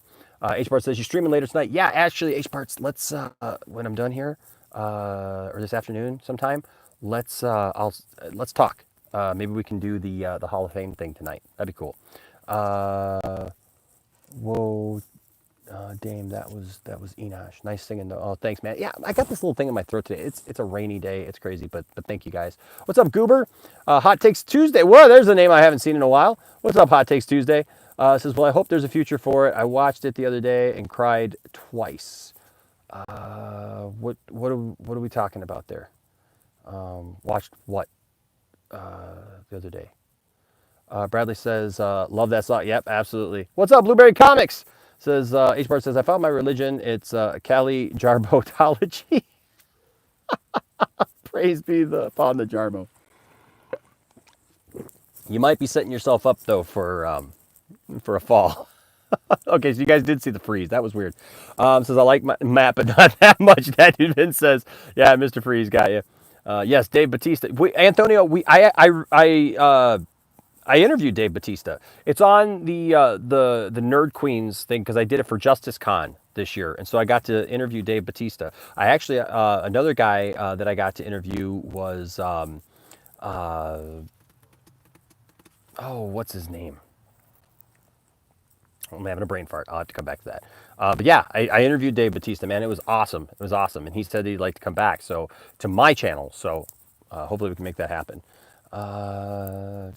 Imagine you get The Rock on the lounge, though. Antonio, that'd be cool. That'd be cool. I mean, like, look, I've had my issues with The Rock, but yeah, it'd still be cool to get The Rock. I mean, that'd be awesome. So, Skillet, another good Christian band. Hot Takes Tuesday says, I watched the Snyder Cut the other day. I was saying that too bad for now, no word of Justice League sequels. Oh, so you're talking about wow, man, I'm really glad, Hot Takes Tuesday. I'm glad that you enjoyed the Snyder Cut, man. I know we've had fundamental issues on other topics before, but I'm glad that you enjoy it, man. And you know what? And it is that too bad for now we haven't seen word of Justice League sequels. I'm hoping that when Discovery comes in, hopefully that changes. We don't know, unfortunately, but I think a lot of people want that. They desire that, and I think Warner Brothers could give it to them. They could do something on HBO Max and give all the fans everything they want. I just think right now it's weird that we got the WB people are acting like they have a personal issue with Zack Snyder. And it's weird because everybody who works with Zack Snyder says that they love working with Zack Snyder. That's like the most awesome thing ever. So I don't know. I don't know what the problem, I don't know what the thing is there. But yeah, you know what, guys? If you want to see somebody on the lounge, tag me and them, tweet them and say, hey, Poindexter Lounge, Ray Fisher's been there, Ray Porter's been there. Hey, Ben Affleck, why don't you come on there? Ezra Miller, why don't you come on there, right? I don't know if Ezra Miller's on Twitter, though. But you know what I mean? Like do it. Do it. I want to see Weird Al on that, dude, Vince. That would be awesome. That is my dream right there. I love Weird Al so much. I would totally nerd out. Antonio says, oh, Skillet is definitely cool. They made dope songs, including the ones WWE used. Yes, The Rock would come on and say, the hierarchy of the lounge is about to change. WB treating Snyder like he's Chris Benoit or something. Oh, boy. Yeah. That young man, Michael French. Why did you say that name? Why did you say that name? What's up, junk man? WB is acting like like Zach got the fans to force him to release the Snyder Cut. Yeah, look, the fans came together, man. They wanted to see something. They wanted to experience something good, and just I don't know, man. It's crazy. We need Willem Dafoe on the lounge. That'd be fun too. The Rock is my favorite wrestler, and so I would love to see that. Yeah, I don't want to see Michael French here. I mean, look, if Michael French was here, it would just be. I don't know why the guy's so mad. Like, I like Michael French. I liked the channel, man. Retro Blasting was cool. I just don't have to be so angry. It hurts my heart to see him so angry. I don't know why he's so angry. Anyways, facts though. Yeah. So, wow, we've talked about a lot today, haven't we? Can we get Deranged Enosh on? You find out who he is? I think I know who he is. Yeah, I think I'm pretty sure I know who Deranged Enosh is. You're right, Junkman. Angry gets views, right? Like here we are having like heart-to-heart discussions with everybody who's here, right? And but we've got quality, right? We got quality, and that's what I'm concerned more is quality. So, whoops. Is this guy always in his car? Yes, I am in my car a lot. That's why I do a lot of these Nerdcouragement things. Yeah, for sure. That junk man, you're awesome, man. Can I just tell you, look, that junk man, I've been watching his videos for a long time. I've been watching his stuff for a long time. I'll answer that, Antonio, in just a second. But, dude, I've always liked you, man. I'm glad that we've become friends, in this medium, honestly. And like we've talked, outside of this, like, I'm really glad about that because I really feel like you're a real dude, There's so many fake personalities on the internet. And I really appreciate what you do because you've just been real. Like even when people try to come at you, man, for slipping up on a name or something like that, man, you're just like totally cool about it. You're just like, yep, I did, like I think that's awesome, man. And I've respected that for a long time, even when you didn't know who I was. You know, that junk man didn't know who I was. Like, I had reached out to him, I'd talked to him, we had like interactions, and he didn't know who I was because I'm nothing. I'm just sitting over here. Junkman's got more subs than me. That's more important because we know that that's what it's all about is subs, right? Oh, I love Nerdcouragement vids because these are the only ones I can watch because every other live stream starts when it's around 2 or 3 a.m. Yeah, I know. Um, but hey, I'm glad you're enjoying these, man. I really am. But yeah, that junk man, I appreciate some of the stuff that you've done, man, and haters, right? Like to me, it's like if you got haters, I've really learned that like if you got haters, you're doing something right. I've had people say, "Well, I don't want to get into all that stuff." Well, what are you doing on the internet? I don't know. I mean, are you standing for something? Or are you not standing for something? Um, you know, I'm trying to give people, and I hope you guys see this. I'm trying to give you guys something real. And I know you don't get a lot of that on the internet. And I know that some people don't appreciate that, right? But like right now, we're just having a conversation. To me, this is like just a bunch of friends just hanging out. I don't know how you guys feel, but that's how I feel. We're just a bunch of friends hanging out, having a good time, talking about stuff. Look at all the stuff we've talked about today already in just the last 101 minutes. Wow. I mean, we've talked about coffee, we've talked about the Snyder Cut, we've talked about Eternals and Marvel, we've talked about sex, we've talked about church and religion. We've talked about pretty much all the stuff you're not supposed to talk about. We talk about, right? And so we even mentioned Michael French's name, and you're not supposed to talk about his name at all. Uh, I don't know. Uh, it just who would I like to interview? I want to talk to Henry Cavill. I want to meet Henry Cavill. One, because he's Superman, and plus I had an opportunity where I was almost going to have dinner with him because of my friend was working out with him when they were in Detroit filming BVS, and it never happened. And I would really, really like to meet Henry Cavill because he just seems like a genuine good dude, and I would really like that opportunity. Junkman says thanks a lot, and I talk and see a lot of people online and in comments so hard to keep up until I know a face or avatar. I know, man. Keep real, brother. Back to work. Thanks later. Thanks again. Hey, you're welcome, Junkman. No, I was just giving you a hard time. Henry Cavill is so down to earth. Monkey Jeeves. Gina Carano. So here's the thing with Gina Carano, right? I don't have a problem with Gina Carano. I think people should be allowed to exist and say their piece. And I think sometimes people jump on stuff, right? And they make things out to sound a certain way, right? It's unfortunate that Gina Carano has been like sucked into an environment with the people that she is, because I think she could actually probably have something to say. Um,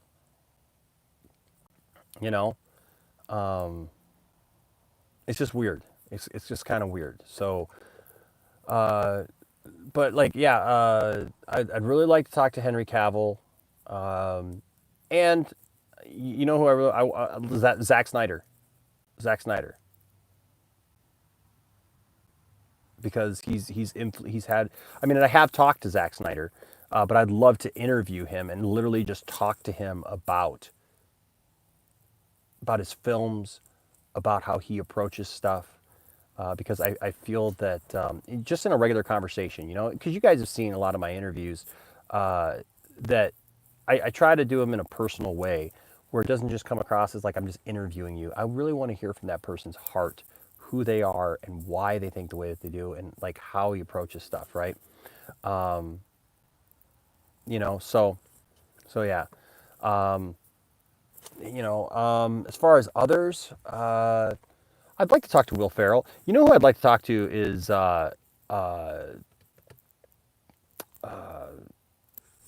Ryan. I would love to talk to Ryan Johnson. Ryan Johnson would be a good one to talk to because I love The Last Jedi, and I know a lot of people don't subscribe to that, but I do. What's up, Brian? Let's see. Who else? Ryan Reynolds. I would actually like to talk to Ryan Reynolds, although I feel like if I talk to Ryan Reynolds, it would just kind of go off the rails. Because Ryan Reynolds, it's just not fair that he exists. Just saying. It's just not fair that he exists. John C. Reilly. Yes. Yes, yes, and yes. John C. Reilly, I tell you what, that guy right there is hilarious. The Dr. Steve Brule stuff, if you guys have not seen the Dr. Steve Brule stuff, you have got to see that stuff. Oh my gosh. I know, right? That it's going to get ratioed if Ryan Johnson comes on. But you know what? It is what it is. It is what it is, man. Shake and bake. Shake and bake. Oh man, I tell you, yes, he can act very serious, and then he can just do stuff that's like the most like the weirdest stuff ever, man. John C. Reilly, man. Dang, that'd be a good one. Monkey Jeebus says Ryan Reynolds is cool. I worked on Two Guys, a Girl, and a really. That's cool, Monkey Jeebus. I remember him being on that show 15. I remember Ryan Reynolds from back when he was a kid, man. So that's pretty cool. If John Cena came on, he would tell Enosh to bow to China. I actually have a drop. I haven't played it, but I have a drop. You guys know that I find these crazy drops and everything. I have a drop of John Cena like going off in Chinese in the ring. I just kind of like well, if you need to hear it in Chinese, here you go, and he just drops it. It's just kind of funny. No, you wouldn't see him actually. That's a funny idea for an interview right there. That's a funny idea for an interview.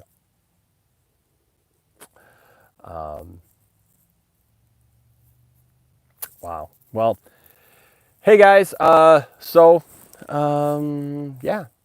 This is it's Friday.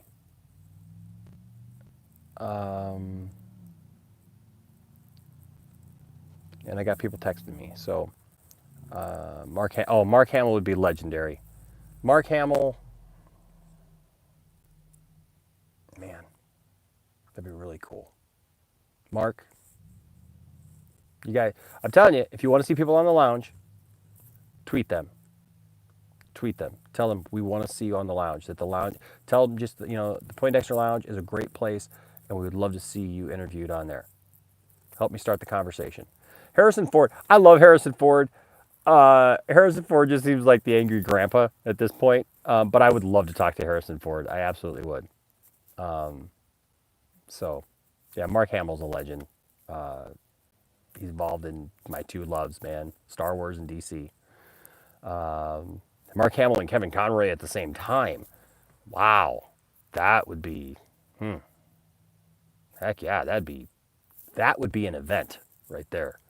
That would definitely be an event. Right, Harrison Ford would be like, what the F is a Poindexter Lounge? Oh my gosh. Oh, Kevin Smith would be good too. Yeah, Kevin Smith would be cool. I really dig Kevin. So, all right, guys. Well, I'm waiting for Johnny Popovich to message me. What's up, Manny V? Says, how's it going, Enosh? Hope all is well. Thought I'd chime in to the Eternals comparison to Zack Snyder's Justice League. The critic further clarified and said he was comparing it to the theatrical Justice. Really? I haven't seen that. I mean, he said Zack Snyder, so that's weird. Huh. That's strange. Get Jason Mewes if you get Smith. Yeah. Jason Mewes is an interesting guy. That guy's had like every chance, hasn't he? Like, really, like the dude has had every chance. And I hope that he's clean now and that he's moving on. So, my man, Jason Momoa, he'd be a fun one too, man. Like I like people like who have these great personalities, right? Like you can see that they're having fun. Jason Momoa, like you could see that he's just enjoying life, can't you? Like he ain't mad at no one, man. Like he's just doing his thing. dude, like that is. Hey, Mark Mooney, good to see you, man. You have a great day as well, brother. That's what I want to see is people who just enjoy life. That's who I like interviewing. I could see Momoa doing it. I've heard he's amazing in interviews. Yeah, Momoa is so cool, man. I would really dig having Momoa on for sure. All right, guys. Well, I think I'm gonna get going. My battery on my phone is dying. I can't wait to get my new phone because this phone sucks right now. It literally dies at a moment's notice. So yeah. So plus I'm waiting for Johnny to message me here so that we can go get a coffee because I got some stuff to talk to Johnny about, some ideas that I hope work out. So all right, guys. Yes, I will see you guys tonight. Hopefully, maybe I can get H Barts on and we can do the Hall of Fame thing that we wanted to do. He'll be the first inductee into the Poindexter Lounge Hall of Fame. Manny V says, yeah, it was a Twitter thread, and he clarified it in the thread after some blue checks were upset about, blue checks, whatever. Bye, y'all. Have a nice day, everyone. Yeah, that's weird. I haven't seen that, but that's crazy. I hope it's not like that. That it's not like Justice League. What's up, Michael K? Hi, Nash. I just want to say thank you for your videos. My father just. Oh, Michael. Hey, Michael. I'm sorry, man. I'm really sorry about that. That's a hard thing. So you're definitely be in my prayers. Hey, guys, let's just take a moment. Can we just take a moment? Like, if you're not a person of faith, that's fine. Go get a beverage or, just have a moment of silence. But I just want to pray for Michael for just a second, if that's okay with you guys. All right. Heavenly Father, I just come to you, Lord, in the name of your Son Jesus. And I pray for Michael, Lord, experiencing the loss of his father. Lord, that's such it could be a hurtful thing, God, and I just pray for him and his family, Lord, that, Lord, as they're going through this struggle and trying to figure out their life now without this person in their life, God, without his father in his life, Lord, I pray that Michael will take comfort in the fact that nothing can take the memories away, the time spent together, and who that person is, Lord, in our lives. So I just pray, Lord, for healing, pray for comfort, Lord, but I pray that they will be able to properly mourn, to go through that process and to find healing, Lord, with those around him, Lord, his loved ones around him and with his family, so that they can properly heal. And I just pray that your hand be upon them, God, that you'll shadow them and bring them peace, Lord, in Jesus' name. Thank you for it. Amen. Absolutely, Michael. We love you, man. And, hey, that's what the lounge is all about. We're here for each other. So just know that, okay? Love you guys. Nerdcouragement for today. Know you are loved. You are special. You are needed. You are needed in this world. So don't forget it, okay? I need you. I need you. I need you here with me. I light up every time I see your face. Some of you I don't see for a while, and then when I see your name pop up, I remember. I got a great memory, by the way. So like people can pop up every once in a while. They're like, "Hey, remember me from 2 or 3 years ago?" Yep, I absolutely do. I absolutely do. So just know that you're needed, that you're loved, and remember, every day is a new chance for something new, a new experience, right? So thank you, Blueberry Comics. Appreciate your comment there about having a great day. You all have a great day as well. Make your Friday the best it can possibly be. Also, look for tomorrow, 11 a.m. Eastern Time. We will be watching Superman the movie, the 3-hour edition, the special edition. All right. So, Michael, that's the blessing of that, right? Is that's the blessed hope to know. And I know that this life is not it. There's so much more.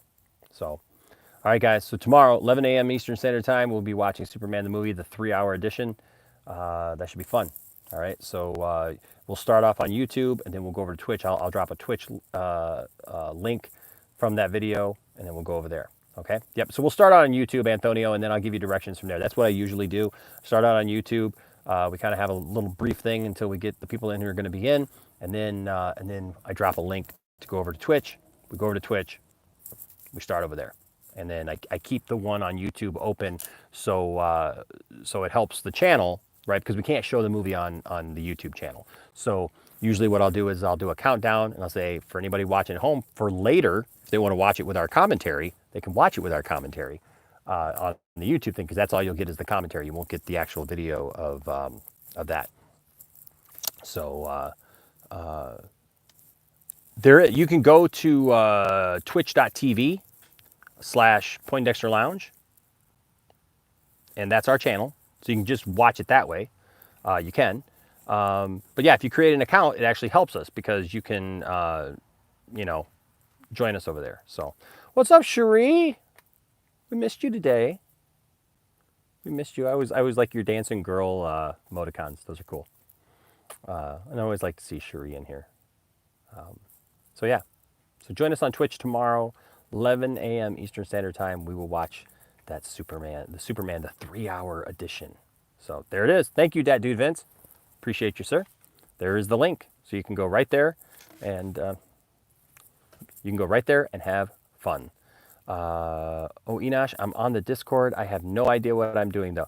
Hey, you know what? All you got, just look around, and you'll see the different, you know, levels of stuff, and you can comment and like join conversations. Okay. And we got some other things planned for the Discord. I have to get a little bit more involved in the Discord. I'll be honest with you. Scotty has done a lot of, I mean, Scotty has done everything with the Discord, but I got to get a little bit more involved, and I try to get over there and like say hi and stuff, but like there's all those different things are called channels, right? So if you see like the thing about like Star Wars, you can go to there and people are like dropping stuff about Star Wars. You can and have conversations there about Star Wars. There's a general one for Poindexter Lounge. There's Marvel. There's DC. There's one even for a yeah, the one that says Poindexter Lounge is just the general one, and then every one is like there's one for memes. I love the memes, right? Next time you stream, if you could put the link there, I can join. Yeah. You know what? Give me 2 seconds. Give me 2 seconds. You guys hold right here. Don't go anywhere because it'll look like I'm gone for a second. I don't know what it looks like to you because it may just freeze. I don't know. But if I go out of the app on my phone, I know it kind of freezes or whatever, but let me do this real quick. I will get the link real quick and I'll post it right now. Okay. So give me 2 seconds. Stay with me. Have you considered a pet section? I have not. It'd be something interesting. See, I love ideas. Hold on a second. All right. Let me see if I can do this now. Can I chat? I thought I could chat. Can I not type in there? You're going to tell me, seriously, that I can do stuff like this, but I can't just type something in here? Are you kidding me? Gosh, this is really weird. Chat viewing options. I don't want to just...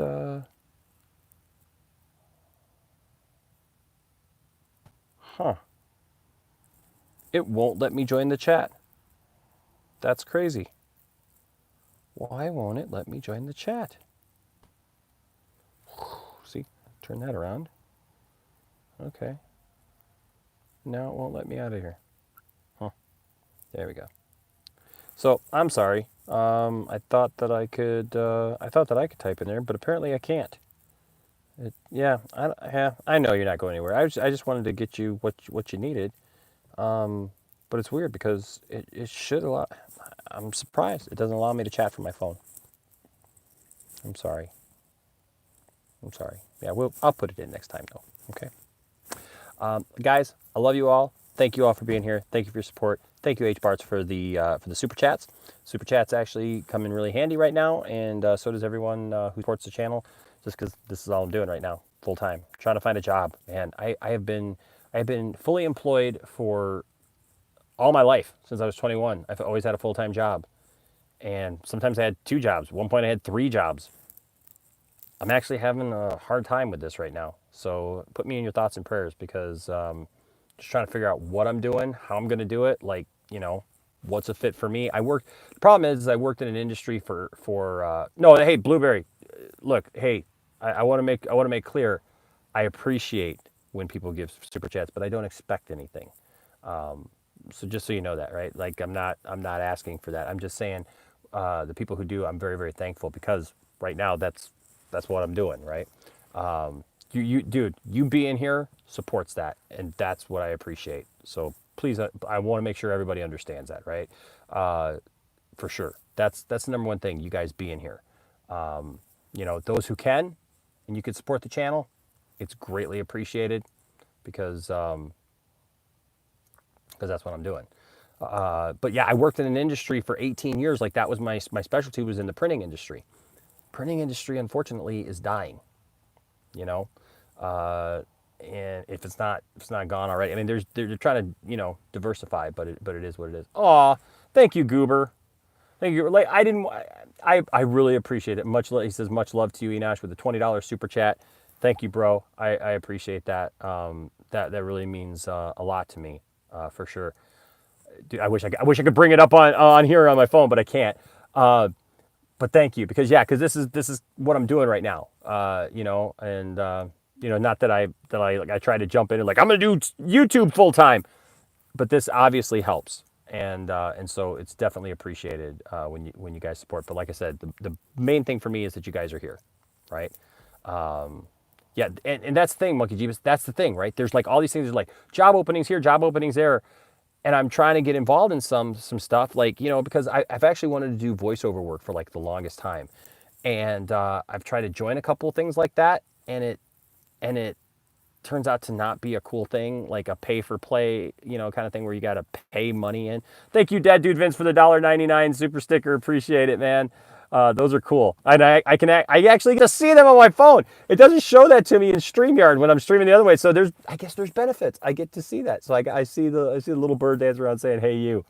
Yeah, it's weird because like I have been trying to do different things, and it's like you get through this whole process and then you get to the end and it's like, oh, it's a scam thing. Oh, come on, because look, I recognize that like I have certain abilities and talents right now, and I want to be able to use those. And but like I said, I worked in the printing industry for so long, and I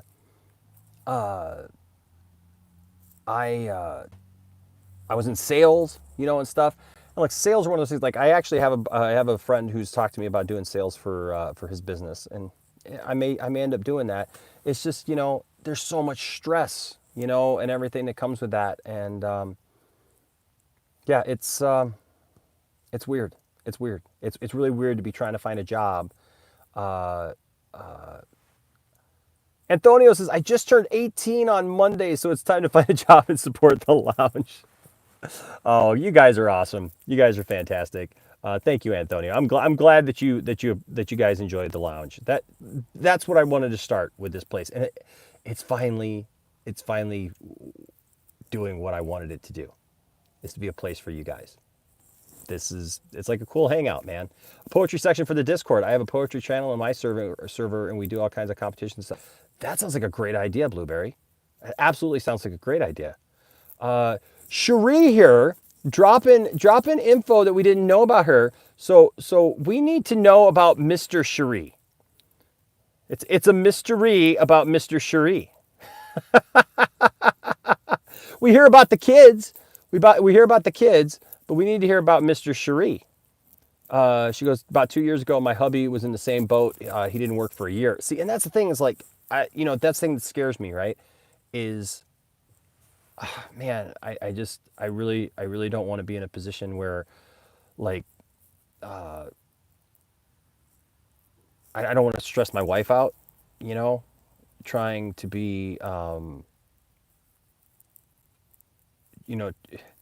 you understand what I'm saying? Like, and even like people have talked to me about like starting a church, and like I actually kind of want to start a channel. I want to start another channel where we like talk about these things. Maybe like we do like ministry there and services there, so people who want to come over can, But I'm even like, I'm concerned even about that because it's not about money to me. It's not about money. But yet you got to have money to live, and that's the catch-22, isn't it? That's the thing. You got to have money to live, and yet at the same time, like, I don't want it to be about money. But starting up a ministry, even, you got to have money, and that's the problem with it, right? Is we live in a world where you got to have that. And so I'm talking to some people. I don't know what I'm doing right now. I got some ideas, and I'm talking to some people, and we'll see how that goes. So keep me in your thoughts and prayers. Hefeshan, I appreciate your skills are more useful in ministry. Hopefully you will find a place to serve. That's what my hope is. And so that's where I'm going. And you're right, Cherie. From 18 to 80, this is the place. Absolutely. You guys are awesome. And my phone's going to die. He didn't handle it all that well. I'm so sorry, Cherie. Drove me crazy. He says, I hope you find something that you love to do that supports you and the family financially. Find that sweet spot. That's what I'm trying to do. That's really what I'm trying to do. So, yeah. There you go, Goober. Oh, yeah. Yeah. Macho Man Randy Savage. Unjustifiably in a position that I'd rather not be in. But the cream rises to the top. Oh, yeah. And I am the cream. I am the cream of the crop. And Hogan, I'm rising on you. Oh, yeah. I've been down there at the bottom. Been inside, outside, backside, whatever side that you want to talk about. And I'm telling you right now, the Macho Man Randy Savage is going to rise to the top.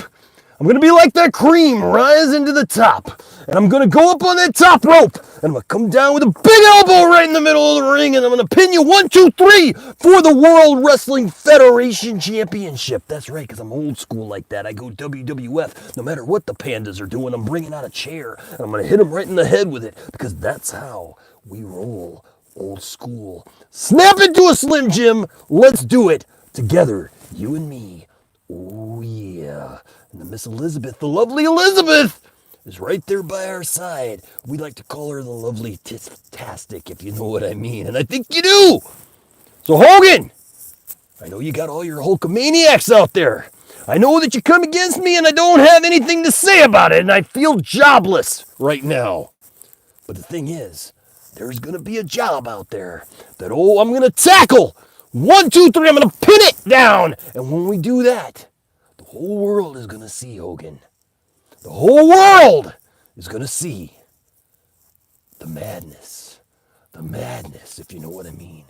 And I think you do. I think you got it, brother. So there you go. The Missy Elizabeth is in our corner. Heck yeah. Oh, his heel character is so underrated. Awesome heel, awesome baby face. You never knew what exactly Macho Man was going to do. So, heck yeah. All right, guys. Hey, I love you. Thank you guys for the love. My phone's really going to die, though. Thank you guys for the super chats. Appreciate it. Much love to you. And you guys have a wonderful Friday. We will see you tonight with a live stream. Maybe I'll go early tonight if we're going to do this thing with H-Barts. We'll see what happens, all right? And then tomorrow, don't forget, 11 a.m. Eastern, we're going to watch Superman the movie, but the 3-hour edition. I've never seen it before. Never seen that edition before. And so yeah. So come on over and we'll have some fun. All right. Love you all. Good to see you. And you're creeping at the fence watching. That's what I do. That's what I do. So, all right, guys. Love you all. Stay crazy. Stay nerdy.